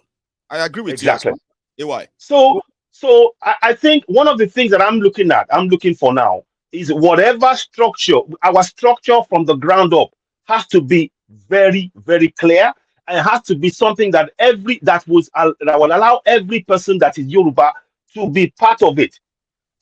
In terms of the organizational structure, it has to be clear. There must be no ambiguities. Yes. It has to be something that people can see, and it has to have complete from the top, from wherever it begins, right into the communities. There has to be a thread of connection without leaving anybody out, because when you leave somebody out, you're leaving a gap for the people who are going to oppress us to use it against you. So that is the structure that we are looking at now. So now, because of everything that's happened now, that doesn't mean we failed. No. We didn't fail. But what we've done is we've woken ourselves up to a certain level now. Now we now need to go the next step. And that next step needs strategy. It needs clear planning, strategy, and commitment. Yes. The battle right now is that the good work, commitment of the people who have brought the whole situation to this stage. We must make sure that they don't go up in smoke, where charlatans are going to eventually sort of burn the whole thing out of their ignorance. So we must make sure that that gain that has been made, that attracted millions of people all over the world, we've seen it in the last 2 years, AY, right, is not completely lost. That effort is where we need to let people know the truth. And at the same time, we should also give them clarity on what is next. Indeed. What are we doing? Where are we going? Is it going to be over now? Or is it all dead? No, it's not dead. That's why we said it's an ideology. We need a team of people that are going to let you know that this is an ideology. It's not going to die. It's not about an individual or a group of individuals. It is an ideology that has to do with generation of people. If you don't do it, your children are going to do this. Just know that. So that's why it's good for you to do it, so that you will play your own part in history. So AY, hang on there for me for 1 minute. I'm going to go. I know, Ken, you have been the best listener. You and Adiola, you've not left, okay? Now, Ken, I like what you said. That's why I really had to piggyback on that. Well done on that, my brother. Well, he's probably going to take you up on one or two things as well, because he's somebody who believes that he's been in the intelligence section. I mean, the intelligence sector in Nigeria, home and abroad. He's had the experience. He's had the relationship. And to him, right, this whole thing, if he wishes that people actually have the resources, and then, because when it comes to the ideology of how to take these people down, there are people who have the ideas, but they know the resources is not yet there. That's why they continue to say, for those who are like explaining this to people, they should not give up. That's where Ken is so important to this parliament. But I'm going to go to BOK. Baba, I know you have been with us back and forth. The network hasn't been so nice, but you've been patient as well. Can you hear me? BOK, sir. May I unmute you first? Unmute. Unmute me, Baba. Baba, me, I beg. I don't speak English, Baba. Oh, yeah, now. Oh, yeah, for us. Anything we go, sir. Me, I love you from day one. Maiyegun, Baba. Maiyegun, I beg you in the name of God. I beg. Give me time to talk. I get problem with you. I get problem with everybody. Now say it to me. Tell me. Okay, Baba. First of all, let me ask you one thing. AY, they your program there. Yes. Ask AY, what does he know that is going on in the Yoruba nation problem? What does he know? AY is hearing you too. Wait, Maiyegun, you yourself, what do you know that you're giving us? Little fish, little fish, little fish. Fish out the whole thing. Baba, wait. Are they come? Are they come? Are they with you? And then, Baba, I've been watching you from where you did your cushion. No be kitchen. From cushion. From that small room where you cook. Yeah, that small room. Yes, that small room. In 2017/18. Bless you. Baba, no be where they do for kitchen. No, I don't be kitchen member. I be 2017/18 member. Where you they talk small. You did it loud. Really loud. Baba, and again now, what problem do you have with Mazi Simon Epa and Koiki Media? And Maiyegun, if you have problem with the problem of the Yoruba nation, Baba, problem full everywhere. I know. Tell us, make we drive them. Tell us. No, they give up. Baba, I tell you the truth. Ibo le mi o. Tell me. I deal with you, Baba. So, Baba, I want you to make everything open. The person will be thief. We call her thief. The person will be mugu. We call her mugu. That's right. Okay, wait. I'm coming, though. I'm coming. Please, brother, make everything open. Make everything day bam. Yeah. Brother, go sing that any ancient team for OC. Bless you, Baba. Ibo le mi. My name is Inji. If you check your this, you will see me. My name is in God we trust. Let me be in God we trust. ING. So, Baba, now my wife, I swear to God, that my wife introduced me to you. Oyiboni, Greek. Now he introduced me to you, to Maiyegun Diary. Say, come on, see this guy talking something about Nigeria. Please, Baba, I swear to God, tell me what is going on. I want to know. You, Simon, you had a program with Simon Ekpa, Chidi Wanyang, and you. It was a 4 hours program. I watched it and I loved it. What is going on, Baba? Okay, let me tell you the truth. Look, we are not stupid. We are not stupid. We love you. That before Namdekanu begin, who be Namdekanu? Where they recommend you for? We don't know the truth. We don't watch you. We have been watching you because Maiyegun, you have been saying the truth. I get your gift, Baba. Okay. I don't confuse finish. So all of them they confuse me. No, it's my head. And all of you is my head. I know. You see this question where you just asked now. Okay. You know that, you are going to attract a lot of people to now say, let him say. No, Baba, no. Now the thing I want to do now, I don't say you feel answer them. I know you. You know me now, and I'm not going to lie to you. That's one thing. Whatever I say to you tonight, Okay. Number one, there are things. I said that when I was, doing the series, yes. Yeah, there are so many people who have invested a lot. I follow everything. Everything. In Yoruba, Baba, everything.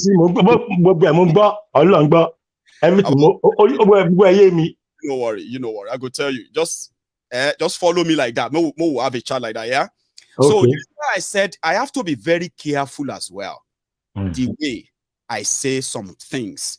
Because I may have a good intention. All right. I know. Oh, hang on. Give me 1 second. Don't go anywhere. Everybody. No, I dare here.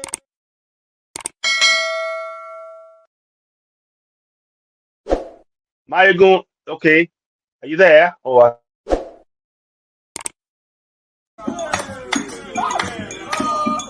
Hold on, is coming.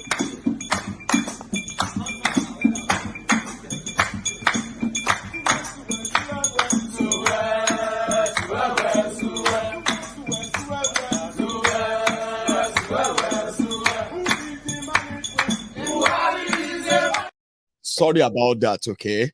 I hear you. You don't get wahala. Go ahead.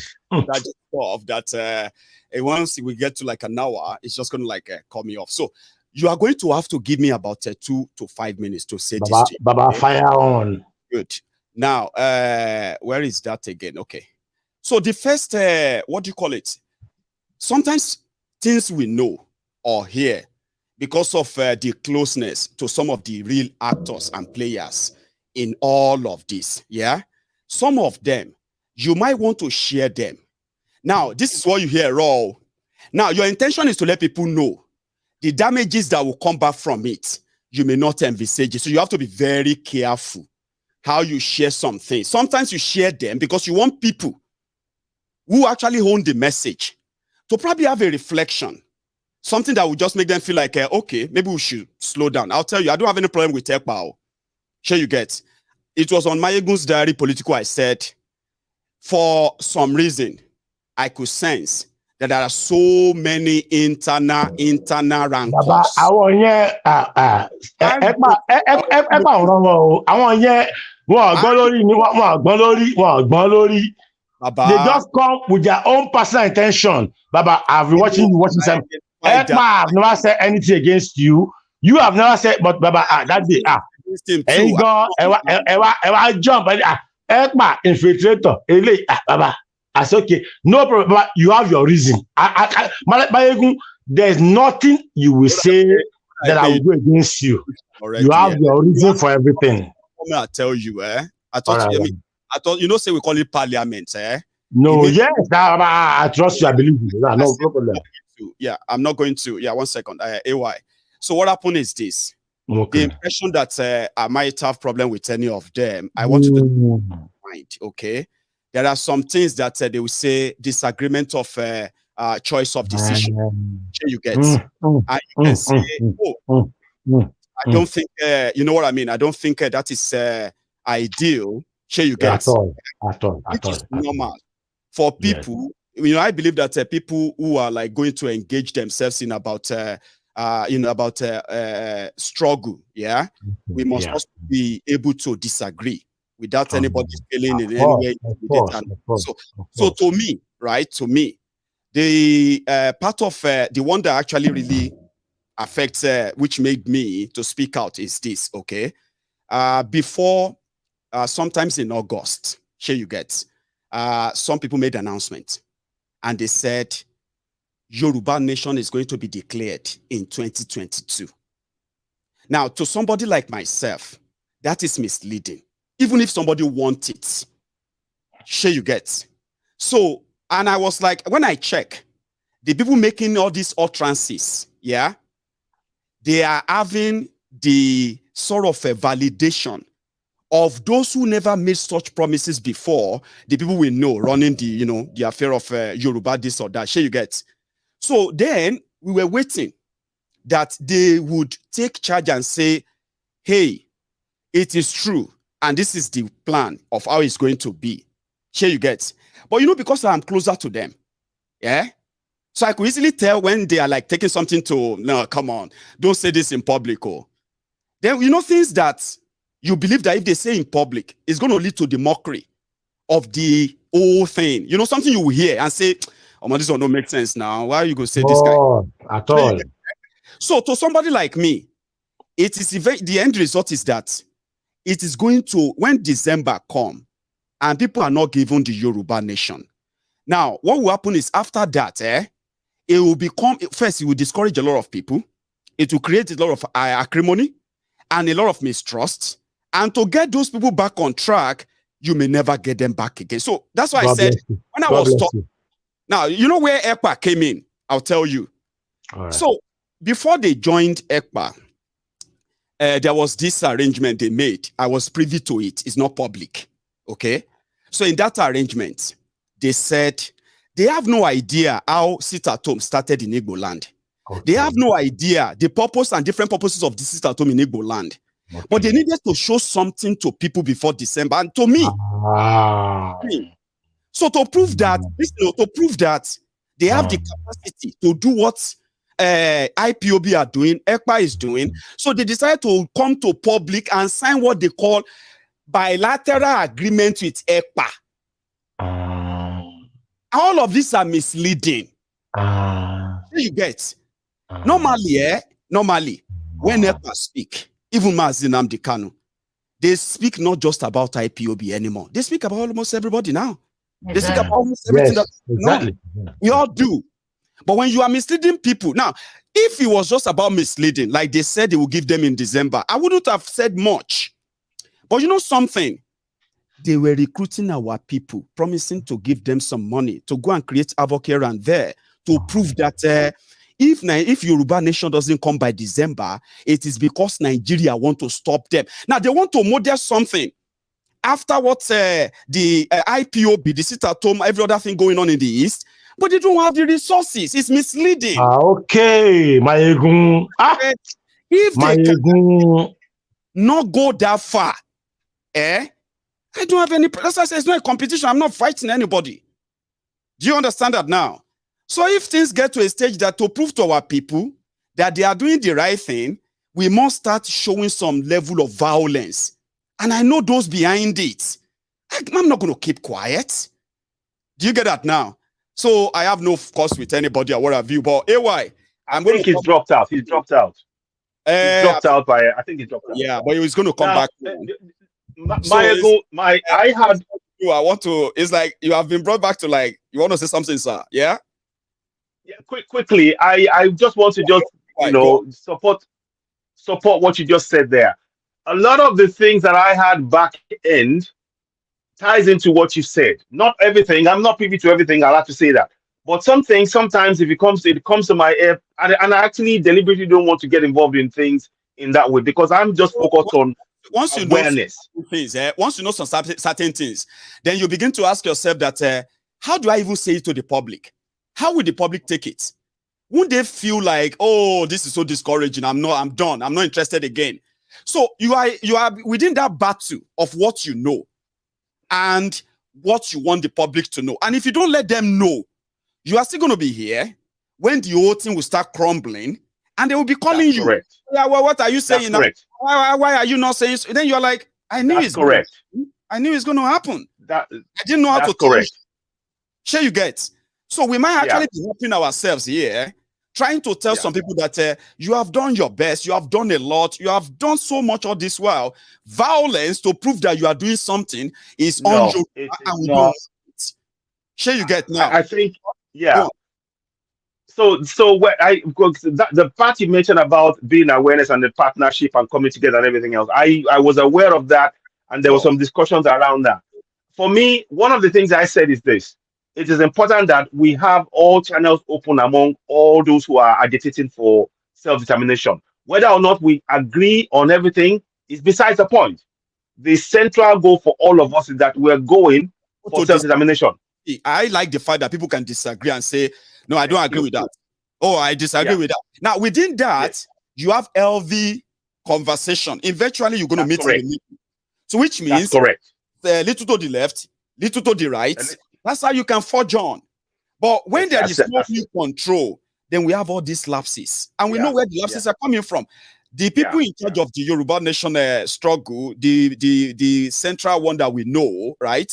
They lost control to these people. And they have made so many pronouncements that they didn't make. Which means when these people are making this pronouncement, there were no provisions for them. So people are now expectant. Alpha, what you said? Baba, before I started talking, people had to send me some messages to be threatening the people that they shouldn't threaten. Imagine people sending threat messages to Baba Akintoye, Baba Adeniran, Sunday Igboho, the people that have actually put a lot into all of this because of the promises. Some people who have known nothing for real to actually do promises they made. So if the controllers of this whole thing, if they have lost control, we are not going to have to actually let them bury a good cause. So be okay. I have no problem with anyone. Okay.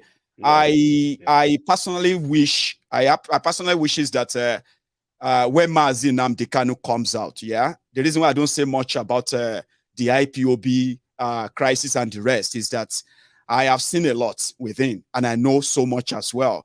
But there's nothing I know around there. No matter how much I try to say them, they are likely not going to come out well. So I choose, right, to ensure that the only person that is likely going to eventually harmonize everybody is Mazi Nnamdi Kanu. And I always wish, and on this platform, we didn't shy away from giving our support. You are aware too. You probably contribute to that too. When we have to say, you know what I mean? So, Baba, make I just talk my two minutes. Is it possible? Oh yeah, now you get the flow. I'm glad you came back. Yeah. I beg. Look, I just asked you say things from my mind. I'm very objective person. You understand? Oh, yeah, your mind, look, I'm best of both worlds. Oh my God, don't hear me anymore. No. Yeah, we're here. We can hear you. On the screen. I'm Yoruba, I'm Igbo, Baba. I beg. I want to use the opportunity to beg. I beg. Yeah. My own Yoruba people, please. Anything Maiyegun tell you to bring money, let us do. Come, let us put money and do it.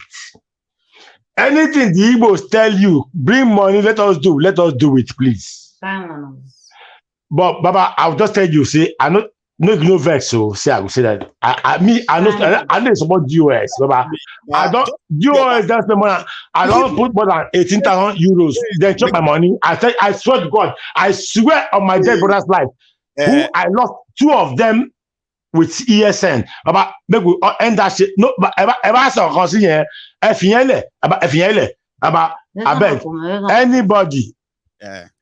Make we just. Anything where Maiyegun talk, now Maiyegun, I say, Baba, I don't go lie for you. I know they see Igbo, I know they see Koiki, Baba, now you are they see. I know. Anything you tell people to bring money for, let us do it. Let us do it. Once and for all. Once and for all. It will work. But you didn't answer me about Koiki level. I don't know what's going on. Brother, I love you so much. I love these guys, but still, I didn't get answer. Baba. See, be okay. Yeah, Baba, I hear you. Madam, they there, Abi. Yes, she did. Yeah, wait.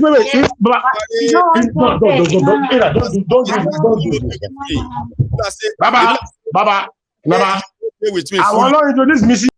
And now, I'm so sorry, everyone. Okay, now let me go back to Kenneth. Kenneth, you have been there sitting down for like over an hour. A lot has been said, and you are somebody, right, who is so observant, and I know you for that. Even though I can say you are like more like one-way traffic too. Like even if we speak from now till tomorrow, until we all agree and work around there, getting out of this whole mess, we are just wasting our time. But a lot of things have been shared. You might want to add 1 or 2 to them also, would you? Yes, Maiyegun, thank you so much. I heard everybody, their contribution, great points. And thank you, Mr. AY. Your points are highly valid. And I could see, I mean, everybody across the board, the vision, the vibes flowing through everybody is absolutely spot on. You can't get it better than what you are seeing now. But I'm going to speak from intelligent point of view, from intelligent aspect of during my days in defense when I do training. Is that do not when you are saying things and how you say it and what have you want to be very mindful. Yes. Very careful how you say those things. Why? Because everything is intelligent. Everything is about information moving from point A to point B and how they disseminate those information and how those information gets to the source.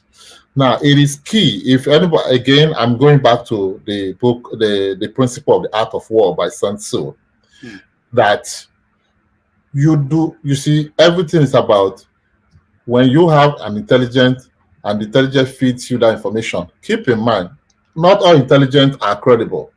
Yes. Some intelligence can fall you into a booby trap, as well. Which means some information you pick or you hear from somewhere might not be complete or it might not be true, unless you start going into the details and start getting to the fact and the nitty-gritty. That's why we always say when you are doing an investigation, you have to do what is called the root cause analysis of that issue. If you jump into that whatever it is, the booby trap, yeah, you're not just only walking into a booby trap. You're going to shoot yourself in the leg, and you're going to have a lot of casualties, especially the casualties of those who will believe anything you are throwing out there. You want to be extremely cautious and careful. And that's why I am saying it from the intelligent point of view of intelligent training I have gone through during my days in defense. It is critical that we need to be mindful and careful. Even whatever we're going to do, we can make a lot of points here, maybe surface points. But guess what? The key, the aspect of where you're going to unlock the adversary center of gravity, you don't say it, you don't talk about it. Exactly. You see, I learned that. You know one thing, Ken, I learned that from, just like you said, right? I learned that there are things that we can say flippantly, right? And they don't really have much consequences, okay? But there are other things that, you know, if you are not careful, right? If what you are saying is misconstrued and it's already out there, and like you said, you're not just going to like shoot yourself, there will be many casualties. So when people talk about, for example, when they want to talk about we need to fight, I prefer to use the word we need self-defense. When you are talking about defending yourself, that is not aggressive. That's not intimidating or threatening. If you say we need to do everything to make sure that we protect ourselves, we defend our homestead, we fight back anybody that is trying to invade us, all those are self-defense technique that you can say in public. Even those, it's only those who actually check on you will know how much worth of that your word of defending yourself. Like you said, covertly or overtly, intelligence talk, sometimes words are so powerful. Those you are speaking to, right? Once you say them, you don't take them back. You might want to damage control, what have you, but you will never take them back. And again, in addition to what you just said, if you develop your intelligent tactics, it is very easy to, in fact, it's very easy to know exactly how they are going to come at you. Why? Because you are quiet, you are patient, you are studying them, you are studying every move. Has anybody paid attention what this movie called King of Boys Part 2? King of Boys Part 2. I said, she made a statement towards the end where she said that the reason why every one of them on that table keep underestimating her is that they keep underestimating her and they don't know how she has become the king of boys all these years. Is that she learns the moves of her enemies even before they plan it. Does that not hit it? I mean, it actually probably just says something you said about the art of war anyway. Yeah, there's so much from here. Exactly. Like, you know, studying understanding your enemy and then understanding their moves even before they act. Exactly, is key. So all I'm just saying, everybody here on the parliament is that you see, Maiyegun will be Maiyegun. Maiyegun will say what Maiyegun needs to say. We also will speak our mind. But again, when it comes to the crunch, where we're going to have to move to the more critical stage, to the next level, there are certain things in here we probably will not want to dive into and say. Yeah, we can have a different ways of how to address that quietly, because let me tell you, these vampires in Nigeria, they are not resting on their oars. No. They are working round the clock. They are working so round the clock because they know, like Maiyegun always say, when you grab that thing they cherish, that power, you grab it away from them. That's it. Game over. No, they are not going to give up easily. Without fight. And the only way Yoruba nation, Biafra nation will achieve its end goal is that we have to coordinate and work together quietly and intelligently. Well, some of the things in public. Yeah, sorry, go on. Sorry. Don't forget, we're going to have the Judas Iscariot among us. Exactly. We're going to be inside there like spies. Who are the spies who are going to be feeding that information? And guess what? How would you know that? It's pretty very simple. They are the one that will support everything. They are the one that will tell you that will come with strategy and tactics. Guess what? Pay attention. Guess what? Also pay attention to them, because guess what? Every time they talk, every time they make moves, you understand? There is a catch-22. I get that. No, that's one thing I told people. I said, when I studied somebody like Mazi Nnamdi Kanu, when majority misunderstood him, right, I was kind of quite busy trying to understand how his own things work, right? I realized that he decided to be the face by keeping the real structure away from the public, and it took them years before they could actually see through all of that. Now, somebody, AY, says something about having enough people of the same ideology ready to take place of anybody who eventually probably fall along the line or to the side of these people and all that. So yeah, I strongly believe that a structure that makes everybody replaceable will make it difficult, right, for any kind of Judas, like you said, the Iscariot among us to even last, because wherever you found yourself, there are many who are ready to replace you. Once you begin to go against what everybody actually stands for, it won't take time before they will exempt you from the whole thing. So Sanuruddin Abolore and be okay. Sanuruddin, I am going to come to you in a moment, sir.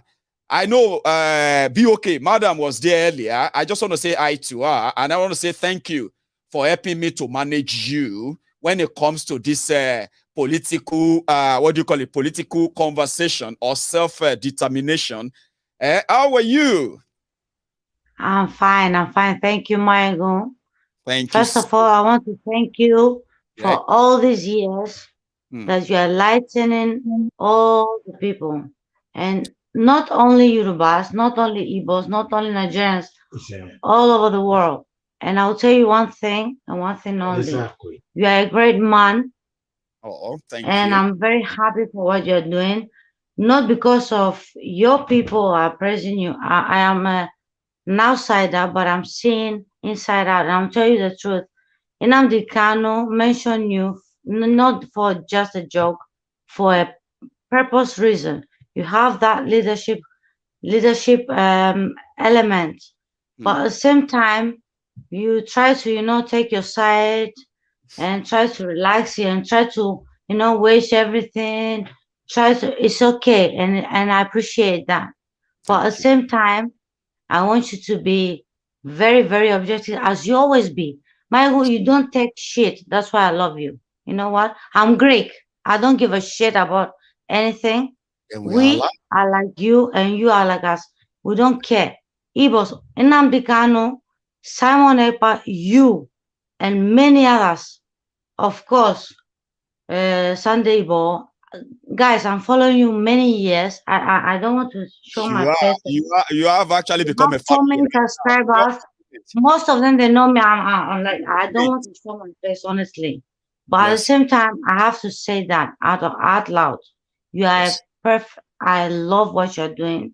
Thanks. And please don't take any side for now, because we to say, like honestly saying, we can analyze from here to next year, but we don't know who's bring the first spark of any movement or any, I will not say revolution, but any spark or any lightning that will bring out a solution. After all, you are trying your best, but you can never know. Some people may have some other alternatives. Let's fight from every corner and let every people. Let's not cancel and castigate anybody until we find out their own real potential. and we'll find out that true, that I love you, Maiyegun, because you are truthful, you are straightforward. Before I sleep, I make sure I say, Bobby, please put Maiyegun, make us sleep. And honestly speaking, I don't want to, I'm just saying, and I love you so much. Now the truth with that. Now the truth with that. And citizens, why? Kudos to you, yes. sir. I know you, sir. Kudos to citizens, why? Thank you very much. Thumbs up. I appreciate this. Thank you. I appreciate that. Thank you. Yes, We should have Oduduwa Nation, Yoruba Nation, very soon. And Biafra Nation. You deserve it, you need it, and you have it. Whether anybody like it or not. Whether anybody like it or not. You take it. Finish. It is over. Thank you. Baba, I beg. I have one thing I want to beg you for. I beg. Ade Williams. Baba, I beg. Ade Williams. Me and him fight on your platform. Now him where I call him Olofo. After you blocked my statement, and then after 2 weeks you blocked him out of. I beg, bring him back. That one person. Yes. Baba, bring him back. I beg. I beg you. I beg you. I beg. We are one. I'll do something. Ade Williams, bring him back. You know, yes. I know. I'm begging you, please bring him back. Now, our person. We forgive him. The two of you, okay. Thank you very much for being part of this. Now, me, they fight that fight where you block him. You block him. You delete my own. You delete my own statement. Please bring him back. I beg you, name of God. I beg you. Okay, I don't hear you. I'll go do him. We love you, Maiyegun. Maiyegun, we love you. We love you. Yeah, I saw. Nice one, Baba. Baba. Thanks a lot. Thank you so much. That's a nice one. I'm very, very sorry that it seems that we just went on with that. So, Elder Olaoluwa, you are going to be you're going to speak soon, okay? But I'm going to Sir Nuruddin Abolore. Sir, thank you very much for your patience. It is what it is on the platform tonight, and it's a pleasure having you. How are you, sir? I'm very good, Maiyegun. I'm very, very, very good. So, so you're alive. Yeah, go on. Maiyegun. Sir? We don't have Judas Iscariot among us. We've made Judas Iscariot the shepherd that is leading us to the lion den. Yeah. All our representatives, our leaders are the Judas Iscariot. They are the real Iscariot that are already. They are ahead of us. Wow. What is why are we fighting for Yoruba Nation? For good life, right? Why are we fighting for Yoruba Nation? It's for good life. Exactly. You can get good life anywhere. When you choose to do the right thing. The environment where things are being done rightly is where everybody's going to enjoy, everybody's going to have peace. It's for everybody's sake. The only way out, this kind of generation that we are now, everybody wants to have good things, but nobody wants to have casualties. You understand? So how do we achieve this? We need to study these people as well. The kind of game they are playing on us is what we need to play with them. And we also need to learn their tactics. And what is it? It's politics. It is politics. It is politics, I'm telling you. And how can we achieve that? We need to start using all this kind of a platform to start telling our people the needs of picking very, very good individuals among us, like grassroots individuals. I'm from Ijebode. Oh, Baba. From Ijebode. I'm Bashoru Odunuga family. Yeah, family. The name of the family can be traced to the 14th century in Ijebode. If I'm interested in politics, I should go back home. I grew up in Maryland, Mende, Maryland. If I'm interested in politics, not in Mende, Maryland, I should go back home where my roots is. Your root is. I can trace my generations. Because if I should take a political post in Lagos, I can choose. I don't have connections with them. I can choose to betray them. Even though I'm a Yoruba.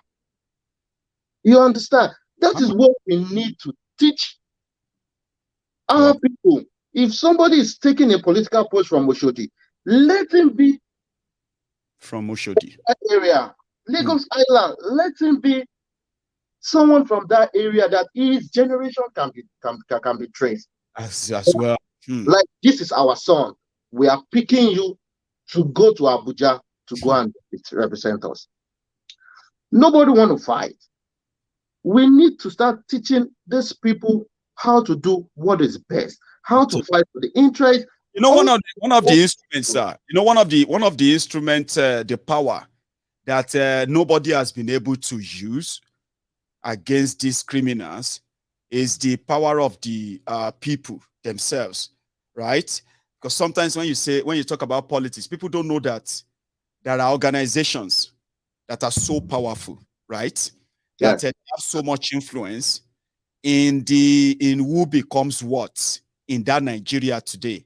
Yeah. And the only people who have such organization, they are the Northerners. You see, and these Northerners who have that organization is all about religion. You know, we have talked about this organization that have been producing different kind of leaders in Nigeria. They've passed through them many times. Now, Yoruba doesn't have such. Sure, you get. Yeah. That means we couldn't really turn the hand of anything, even within Yoruba land, from those who are, like you wanted to point out, those who are misrepresenting us, those who are holding us down for Nigeria to do all of this to us. So we don't have to be a political party. We don't have to be a political member. But an organization that have the people on its side can control the political direction of that land. If you wield such power, you are not far away from declaring or having your own nation.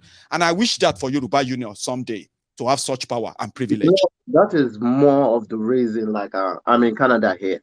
Sometimes you're in your house, these people, they will come to your door, knock on you to come and campaign for you. You understand? We need to have a carnival, a system like that where these people doesn't have to be attached to any political parties. They just, first of all, we need to teach our people how to select representatives. People, exactly. People who actually share their interest. We need that first. It has nothing to do with parties. No. It has nothing to do with parties. It has to do with if I leave Ogun State and try to come and stay in Lagos, you understand? Fine. But when it comes to politics, I'm gonna leave the politics of Lagos to Lagosians.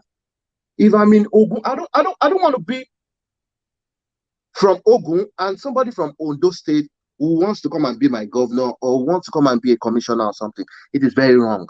Because there's no real connection.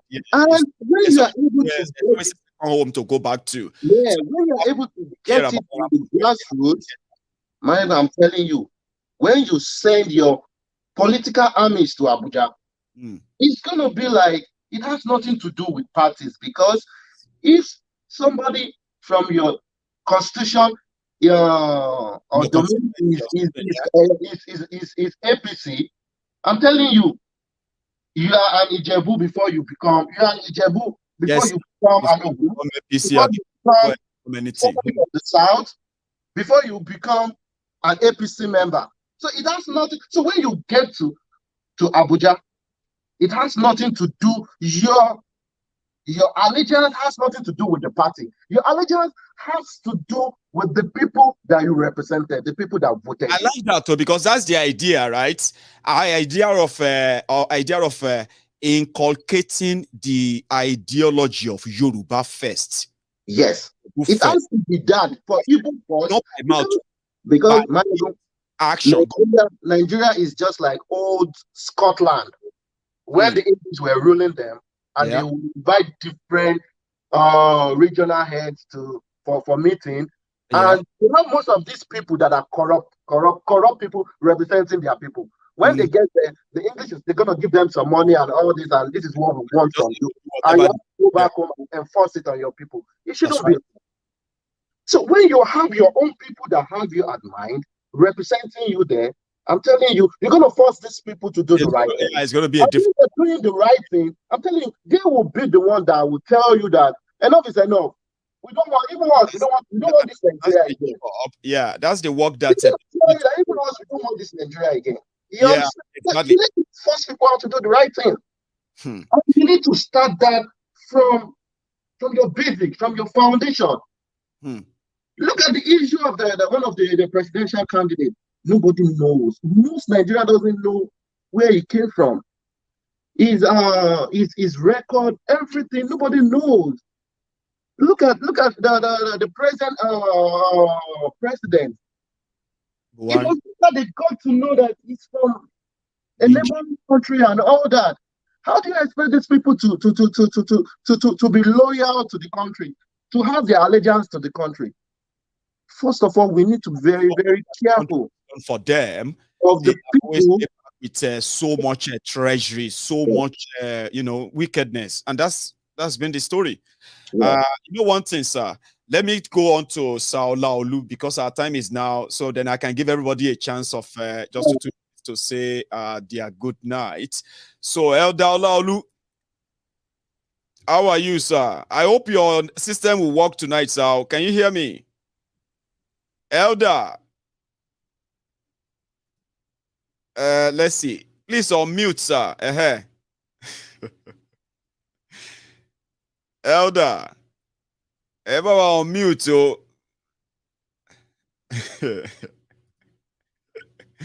I'm trying to help you on mute, but you have to do it yourself. There is this microphone. There is microphone in front of you. There is a cross on it. Tap it. Put your finger on it. It will unmute. Try it, Elder. Elder Laolua. Look at that screen, sir. If you look at that screen, under. You see under, you will see my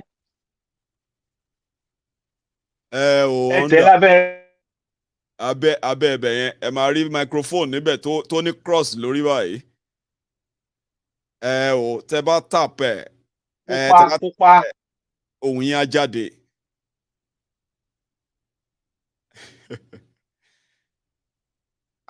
Elder máa ní láti lọ lo Google láti fi figure kìíní out ni o.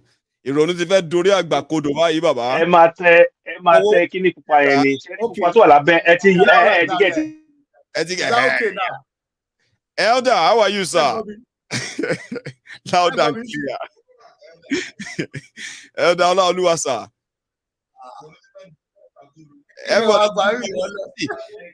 Not only that, too, you can tell people. What your mute here? What your mute here? You have done that. Oh, yeah, go ahead, sir. Time waiting long. Yes, sir. Please. Everybody can hear you and see you as well. How are you, sir? Okay.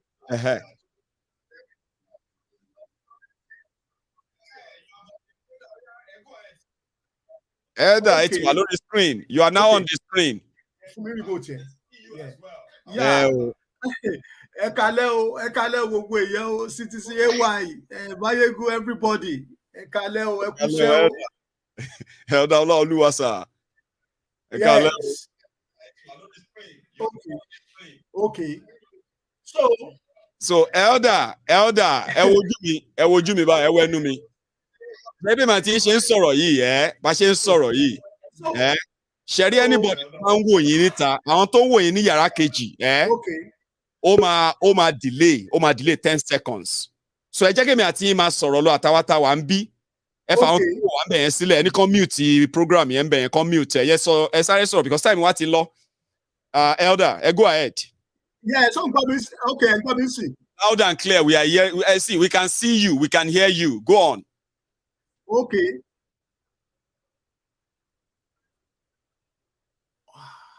Wow. Okay. Elder is like, wow. She didn't figure out, no. All right. Okay. So, it was celebrated. Yes.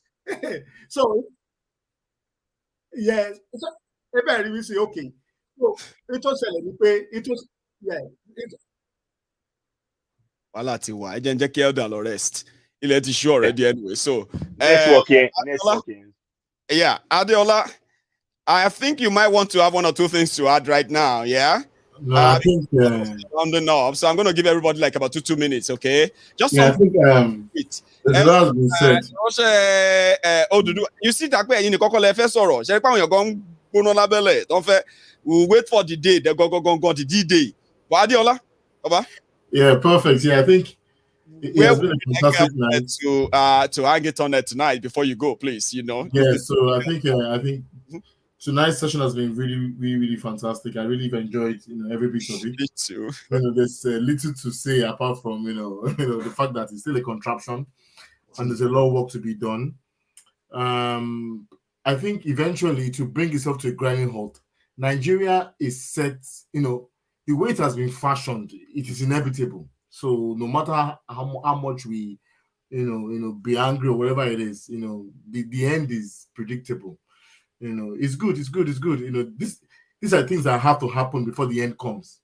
Things that just have to happen before the end comes. So yeah, I'm happy. I'm in high spirit. But sometimes when you go through your day and you are frustrated and you come to Maiyegun, there's that glimmer of hope. Because we share you up. Because the fact that the Nigeria itself is a major hope of the black race. So as long as we get it right, I think the black. I mean, that's what they say, Adiola. They said if Nigeria can get it right, yes. The black race will get it right.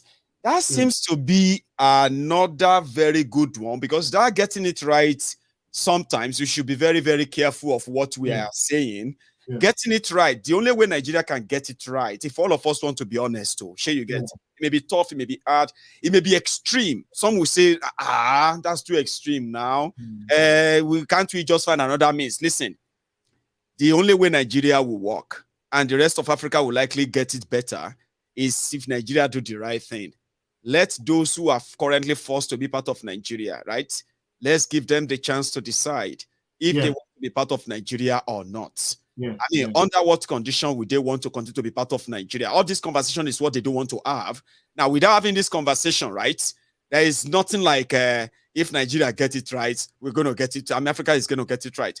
If every nation forced to be part of Nigeria today, if they continue to be forced together under these so much differences, right? Yeah. We can wish for all the best in this world for Nigeria, right? Yeah. But if wishes were us, Adiola, everybody will, fools will resonate, Baba, see, we said it before, because you have melanin in your skin, does not make us a monolith. We are not a monolith. So because, you can have a nation of 4 million people, 3 million people, 500,000 people. It is not, it is not impossible. And as long as you keep people in that contraption, the inevitable will happen. Eventually. It is destined for an implosion.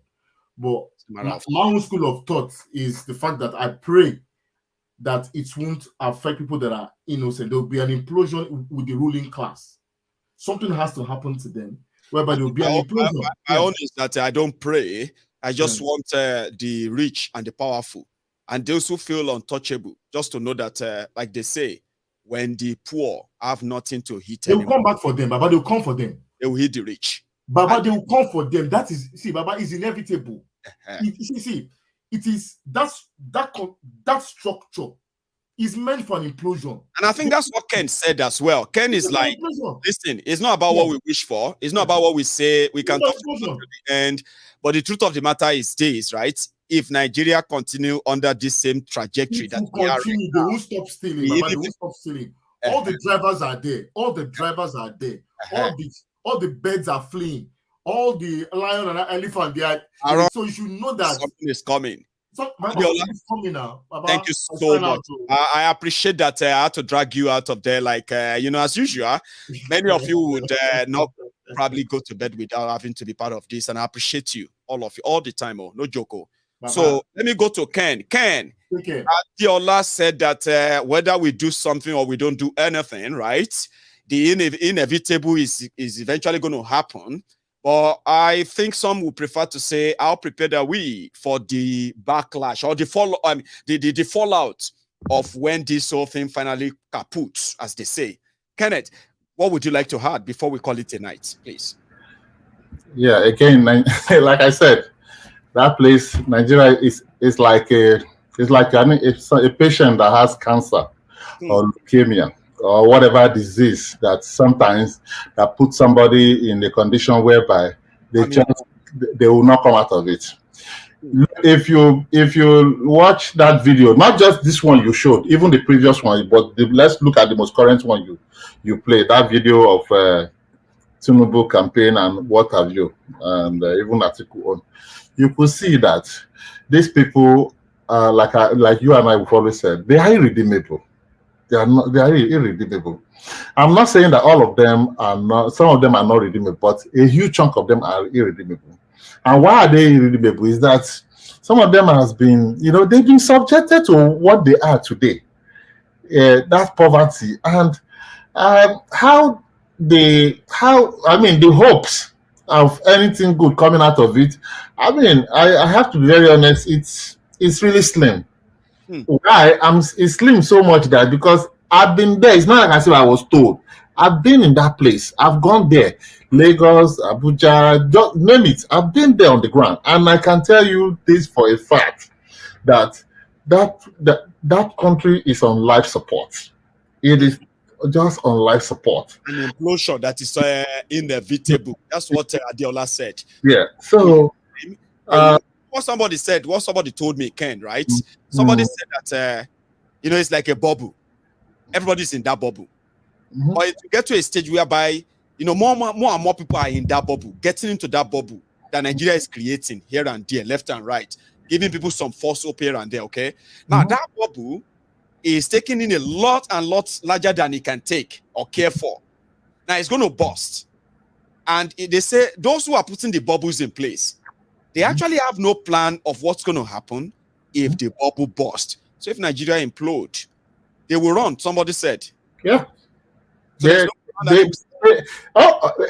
most of them already have an escape plan. They have an escape plan. It is the people who are Jagaban, Atiku, shouting. They are the ones who are going to pay the ultimate price. They are the ones who will kiss and lick the ass of these vampires. And that's why I have said that these people, and I hate to say it, it's very sad. When I keep using the fact that they are irredeemable, they are just irredeemable.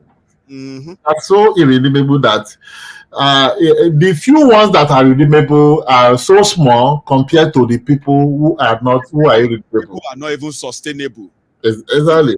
So I'm hoping that morning, can change their mind in the afternoon. So those who are redeemable are not all sustainable. Man, people love playing with words though, because you said something about redeemable. Now I just remember that, like, they are irredeemable, right? And the few that are redeemable, they are not sustainable. So it's like a two gamble. Even when you succeed and get some, when you get some, you're not guaranteed. You're not sure. Even those few you get. I mean, take a look at the disobedient and all that. A year ago, majority of those who are with us, who believed, who heard everything, suddenly, they want to give Nigeria a last chance. Let's give it one more, just one more. Obi is that one more. Packaging. The same thing is the same thing they did in 2015. You recall when they talked about Buhari, this and that. I kept on telling people. Then I said, it is better to wine and dine with the angel that you know, not with the devil you know, than the angel you don't really know. See where we are now. See what it is. And it's not just because I'm just going to come and start doing the prophet of doom, telling you that, oh, this and that. No, it is the fact that we have these vampires, these Draculas. They are there. They've made it absolutely very clear that forget about restructuring, amending or throwing away your 1999 constitution or everything. Having your state police, protecting yourselves against invaders, running your own economy and protecting yourselves against invaders. All of these are called anti-North. Publicly, they said them. And guess what? We have people who have explained the reason why they said it's anti-North to us. They will never agree. Baba, wait, okay, Ken. People will tell you and say, North will never agree to that. Yoruba or Igbo, your own person like me and you, Southerner, will tell you when you talk about something that could bring normal progress and what have you. They will say, no, the North will never agree to that. And that's it. Nothing you can do about it. It's like psychologically, we just agree that we are all doomed. We just live and die and just go, you know? Oh, we're not going to let it happen. So, Mr. AY and Odudwa, yes, I'm people, but I'm like I was telling Maiyegun the other day, I'm Yoruba too because I grew up in Lagos. Oh, absolutely. Yeah, and I grew up in Mushi, to be precise. The roughest side. Mole patapata, mole goni, papa. Dele goni, dele patapata ni ti da very good. So,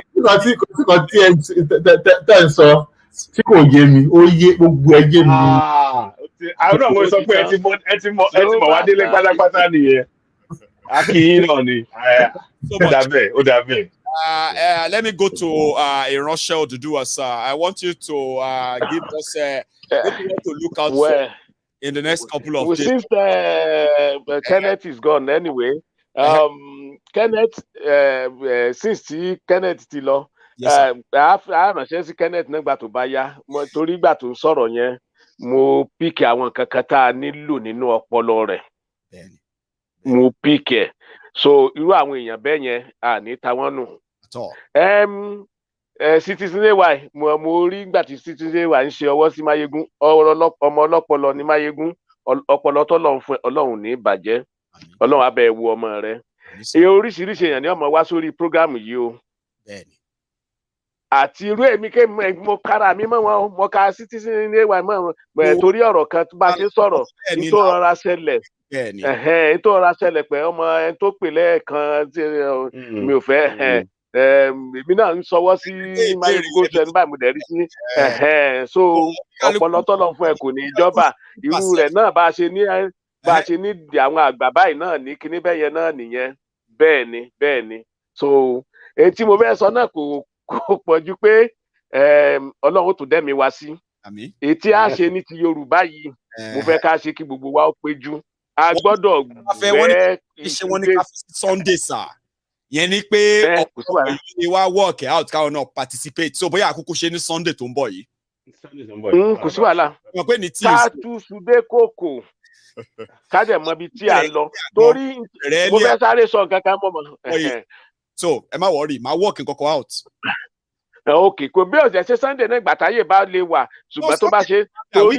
náà ló dà pé àwọn èèyàn ti ń suggest weekend. ó tà ń sá fún níbi tí tá ń sá fún òun gan ló ti wá ṣẹlẹ̀ yìí títí wá gan ní àwa bàjẹ́ tí ó bàlùmọ̀jú tá a sá fún lọ. tá a bá ṣọ́ra. àwọn nǹkan tí a rí lè ní òótọ́ ni nǹkan méjì tí mo gbọ́ lè ní àwọn méjì tí mo wọ́ lè ní ó fún mi ní kàyéfì. ètèmi náà tún gbọ́ lánàá náà kì í dẹ̀ ṣe pé kínní gbòótọ́ dẹ̀ ni ó ti wá jẹ́ pé ó tún ti wá bàjẹ́ ó tún bàlùmọ̀jú ti àwọn olóṣèlú tó wà ńbẹ̀ yìí lọ tí ò tí ì dọ́wọ́ wa tí ò tí ì ṣe kínní ọ̀nà tí òjò ti ń pagún bọ̀ lórí ọ̀rọ̀ yìí èní tí mo kọ́ máa gbé ojú mi jáde nìyí bẹ́ẹ̀ adẹ̀ ti ń ṣiṣẹ́ lẹ́yìn ní tipẹ́tipẹ́ mo lè kàyé ọjọ́ tí mo bá Maiyegun sọ̀rọ̀ ṣùgbọ́n mo mọ Maiyegun délé ni kò mọ̀ pé mo mọ̀ bẹ́ẹ̀ ni ẹ táwọn bàbá ṣe bí ọmọ ni Maiyegun jẹ́ sí mi báyìí kábíyèsí sá ọ létí ọmọ nítọjọ́ orí bẹ́ẹ̀ ni but kéèyàn tírú ọba tẹ̀lé èèyàn èmi ṣèwádìí Maiyegun délé ni débi ìgbà tó fi jọ ń ṣiṣẹ́ pẹ́kẹ́tẹ́ kankan bẹ́ẹ̀ pé ọmọ yìí ṣe kó mo jẹ́ ẹ láyà lé. bàbá ẹ mọ̀ nǹkan tí bàbá ìyá mi tó sọ fún mi nígbà tí mò ń dàgbà àwọn kan mi wà tẹ́ pé gbogbo nǹkan tí bàbá yẹn sọ fún mi nígbà tí mò ń dàgbà tí mo wà ń kékeré nígbà tí mo wà ń dàgbà tí mo máa ń pàdé wọn nínú àwọn ìwé kan ìwé ń bí ìwé lọ́hùn àwọn àdàgbà pé professor oníwèé kan àbí nǹkan kan bẹ́ẹ̀ yẹn ṣùgbọ́n ẹ mọ̀ tó máa ń sọ fún mi pé nípa kí ló ti ń pè bóyá ká sọ story ara wa ṣẹgẹt sórí ìwọ tí ò bá ní ìtìjú láti sọ ìtàn ara ẹ bẹ́ẹ̀ni ibẹ̀ gidi ọ̀nà àwọn èèyàn tó fẹ́ bá ẹ sọ ìtàn ara ẹ bí ò lé kan á dín kan ṣe ẹ gẹ́tì bẹ́ẹ̀ni tèmi náà ṣe gbé gbà gbogbo bí mo ṣe ṣe àti gbogbo ẹ̀ lọ́tún lósì mo dúpẹ́ lọ́wọ́ Ọlọ́run pé gbogbo ẹ̀ ló ṣe trace ká lè dúpẹ́ bí tàbádé yẹn ló jẹ́ pé àmì mo máa ń dúpẹ́ lọ́wọ́ Ọlọ́run pé nǹkan kan tọ́lọ́run jogún fún mi nínú gbogbo àsìkò yìí ni pé nílùú òyìnbó tí mo wà yìí ni pé ẹ̀kọ́ kan wà tí mo learn òun ni pé nǹkan tí mo lélò láti fi gbé ìgbé ayé tí ẹ lè sọ pé ìgbé ayé èèyàn kò tó nǹkan kan. Ọlọ́run ṣe é. Báyìí ni. So tí bá ti bẹ̀rẹ̀ sí ní ńlá mọ ọ̀kánjúwà ni ọ̀kánjúwà dẹ̀rẹ̀ a máa gbéyàn dé láàárọ̀ kùtùkùtù a gbé sí òkè ayé. Ṣé tí ilẹ̀ bá ti ṣú tí ilẹ̀ bá ti wọ̀ báyìí ìwà tí ẹ máa jọ wọ̀ ni bàbá ìyá mi ló sọ bẹ́ẹ̀ fún mi. Ó tán nìyẹn. Bádìí ẹ̀ ní à ń pè ní bádìí ẹ̀ wọ̀. Citizen ay ẹ ṣeun gan o a pàdé lẹ́nu yìí ọ̀rọ̀ pọ̀. Máa gbé ẹ text mi sir. Máa dá yín lóhùn àsúnṣe lórí. Ẹ wà láti dáhùn around because I think bẹ́ẹ̀ ni mo try pé kí n tiẹ̀ wá bá ay ní Belgium nígbà tí wọ́n ń ṣe rally but one way or the other mo miss flight láti South Africa gbà tí mo ń bọ̀ wá sí Ireland torí mo fẹ́ wà ní rally yẹn ní Belgium gbà yẹn but a dúpẹ́ lọ́wọ́ Ọlọ́run so adúpẹ́ Ọlọ́run á fún wa ṣe délẹ̀ Ọlọ́run á fún wa ṣe délẹ̀. Okay, ó dàárọ̀. Odaro, sir.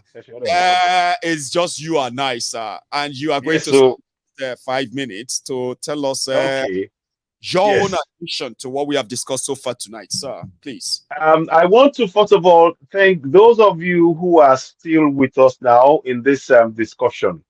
And you can see it goes on very, very, it's meandered in some ways, but we focus on the central subject, which is the self-determination.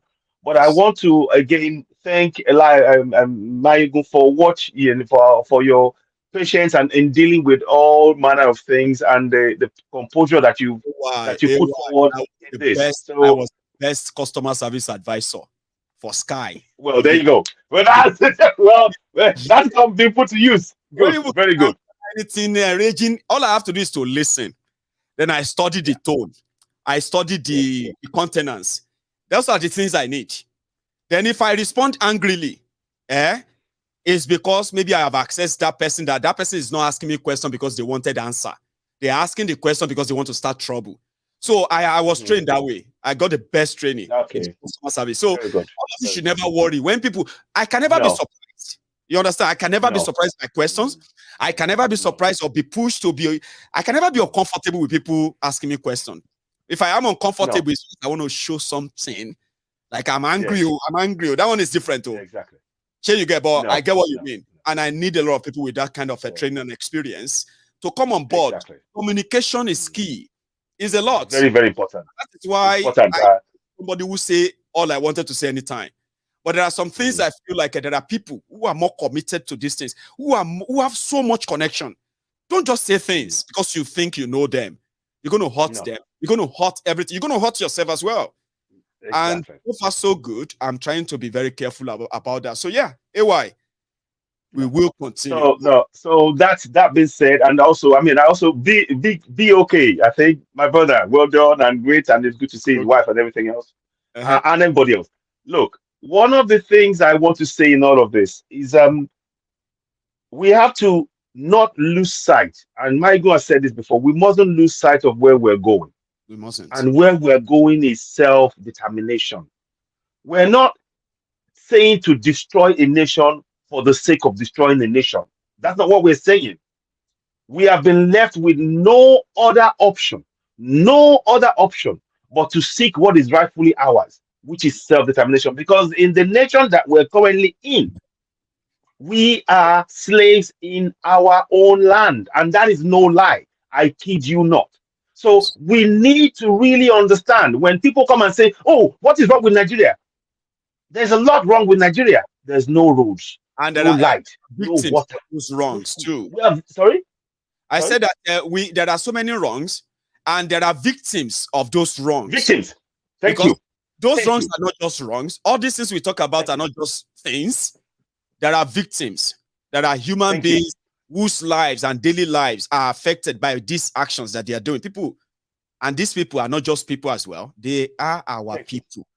So we must get ourselves freed from this kind of thing. We must. Let me give you an example. As we speak now, do you know that they are coming to poach? The UK and others are coming to poach. I got a letter. They're coming to poach doctors, lawyers, nurses, teachers from that contraction to come into Europe.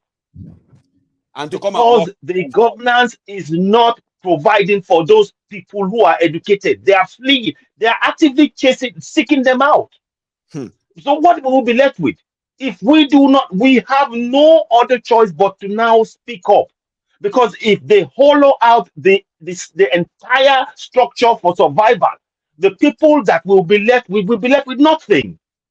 And that means that we're ripe for people to now literally take that place over. So we have no other choice now than to go for self-determination. We literally have no other choice. But our task now, as those of us who are committed to this self-determination, is to awaken those who are at home and tell them why they have to join in this struggle for safety and security. Most important, safety and security within our community.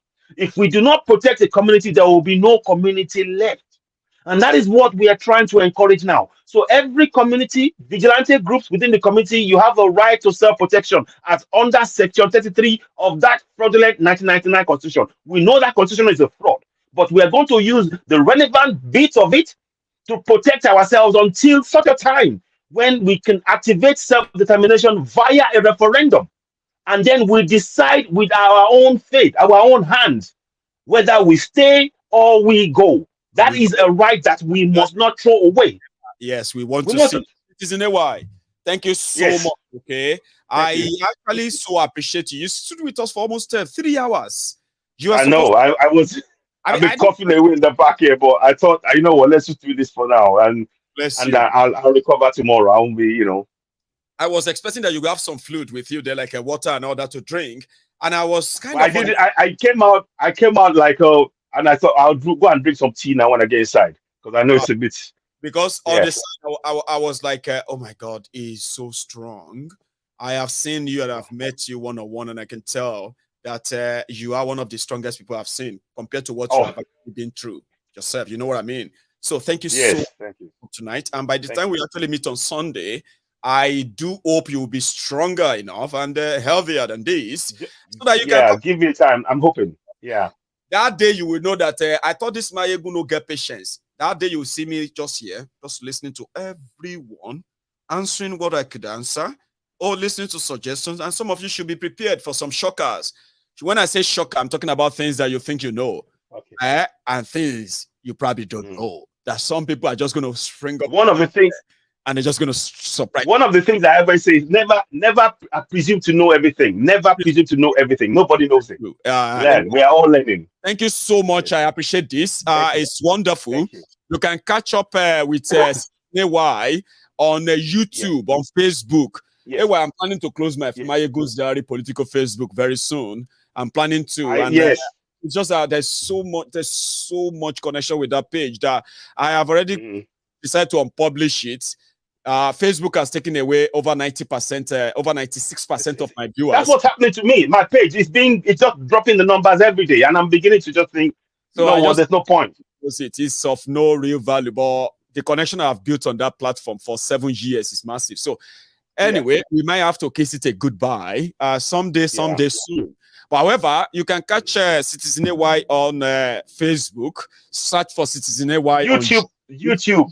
Subscribe, and please, guys, valuable people like this deserve so much support. And Citizen AY, you are coming with us on this journey as well. You've been there, so that people like yourself deserve the real attention and support that you need when it comes to what you are offering. I've said this many times, but we probably would finally have a platform where you can actually have your proper audience, no longer searching for them. You know what I mean? You have them there, ready-made and waiting. Okay. Join us on that Telegram. You'll get to find out what I'm saying, okay? We intend to and make that the data pool for everyone who is going to join us on this journey. You're not going to suffer any kind of untoward apathy of those who should be listening to you. And we're going to build that together, okay? Thank you, Citizen AY. You should have a good one. Thank you. Thanks, Maiyegun.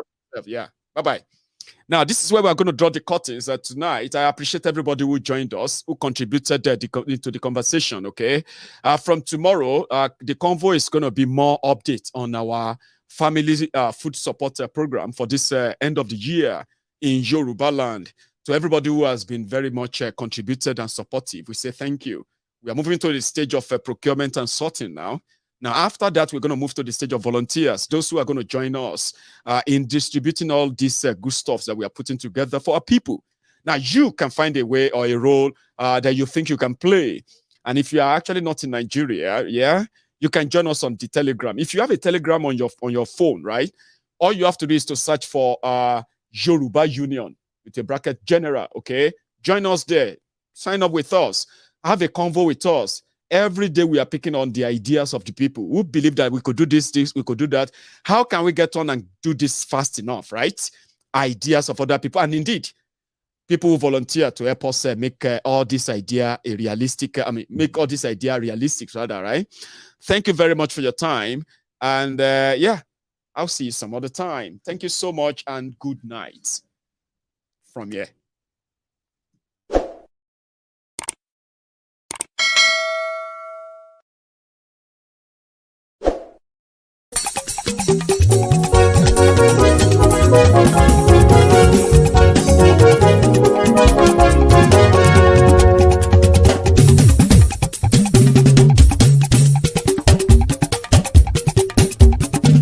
Maiyegun làwa mọ̀ làmọ̀ tó dòdòdò.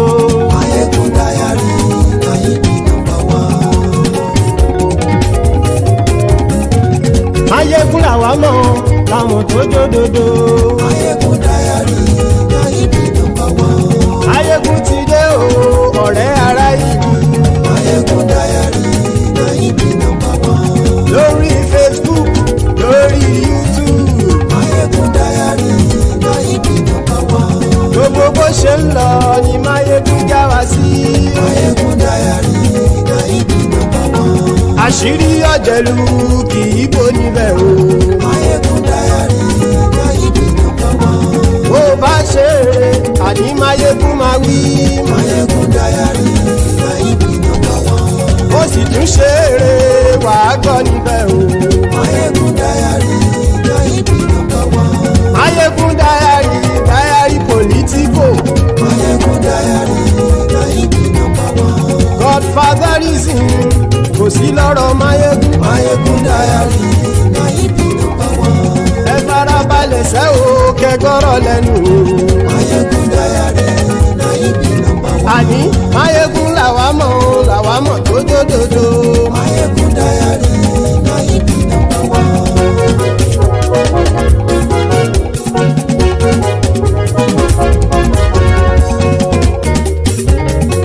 Àní ẹ̀sùn ràkì.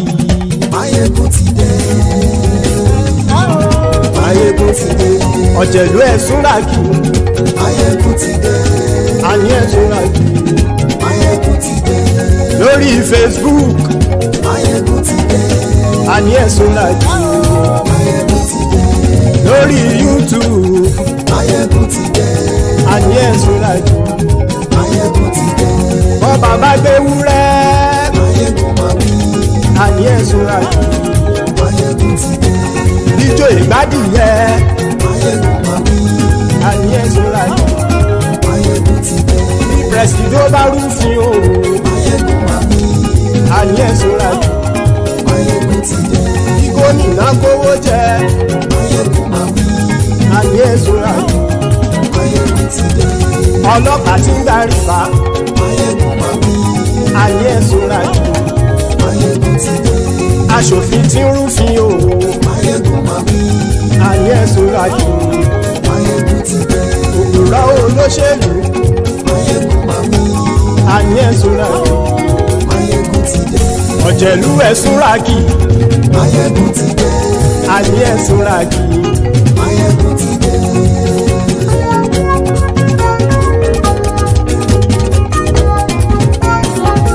Maiyegun ti dé. Gbogbo ọ̀jẹ̀lú ẹ̀sùn ràkì. Maiyegun ti dé. Gbogbo ọ̀jẹ̀lú ẹ̀sùn ràkì. ṣùgbọ́n ní bá ti ṣe èyí tó yẹ kí wọ́n ṣe ọmọ bá dèrò ní fi wọ́n níran o. Maiyegun ti dé gbogbo ọ̀jẹ̀lú ẹ̀ súnra kí. Maiyegun ti dé gbogbo ọ̀jẹ̀lú ẹ̀ súnra kí. ṣùgbọ́n ní bá ti ṣe yìí tó yẹ kí wọ́n ṣe ọmọ bá dẹ́rọ̀ ò ní fi wọ́n níran. Wọ́n fowó bẹ́ẹ̀ o Maiyegun ó sọ pé wọ́n ò bẹ́ẹ̀. Wọ́n fowó bẹ́ẹ̀ Maiyegun ó sọ pé wọ́n ò bẹ́ẹ̀. Oníkan ṣáàtì ṣe yìí tó yẹ kí wọ́n ṣe fáwọn ará ìlú tó gbé wọn débẹ̀ o. Maiyegun ti dé gbogbo ọ̀jẹ̀lú ẹ̀ súnra kí. Maiyegun ti dé gbogbo ọ̀jẹ̀lú ẹ̀ súnra kí. ṣùgbọ́n ní bá ti ṣe yìí tó yẹ kí wọ́n ṣe ọmọ bá dẹ́rọ̀ ò ní fi wọ́n níran.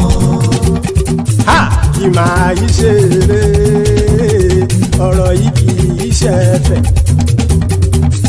Kì máa yí ṣe eré ọ̀rọ̀ yìí kì í ṣe ẹ̀fẹ̀.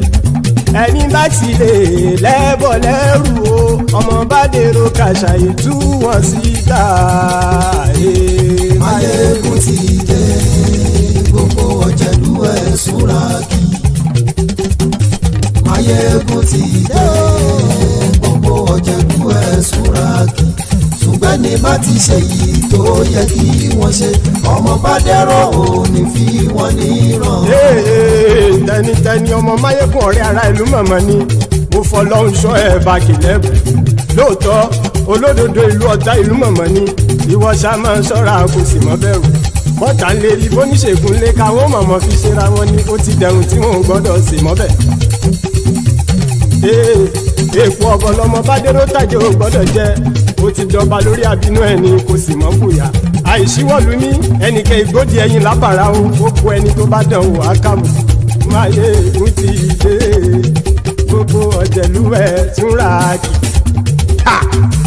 Maiyegun ti dé gbogbo ọ̀jẹ̀lú ẹ̀ súnra kí o. Ẹni bá ti ṣe yìí tó yẹ kí wọ́n ṣe ọmọ bá dèrò òní fi wọ́n níran o. Maiyegun ti dé gbogbo ọ̀jẹ̀lú ẹ̀ súnra kí. Maiyegun ti dé gbogbo ọ̀jẹ̀lú ẹ̀ súnra kí. ṣùgbọ́n ní bá ti ṣe yìí tó yẹ kí wọ́n ṣe ọmọ bá dẹ́rọ̀ ò ní fi wọ́n níran.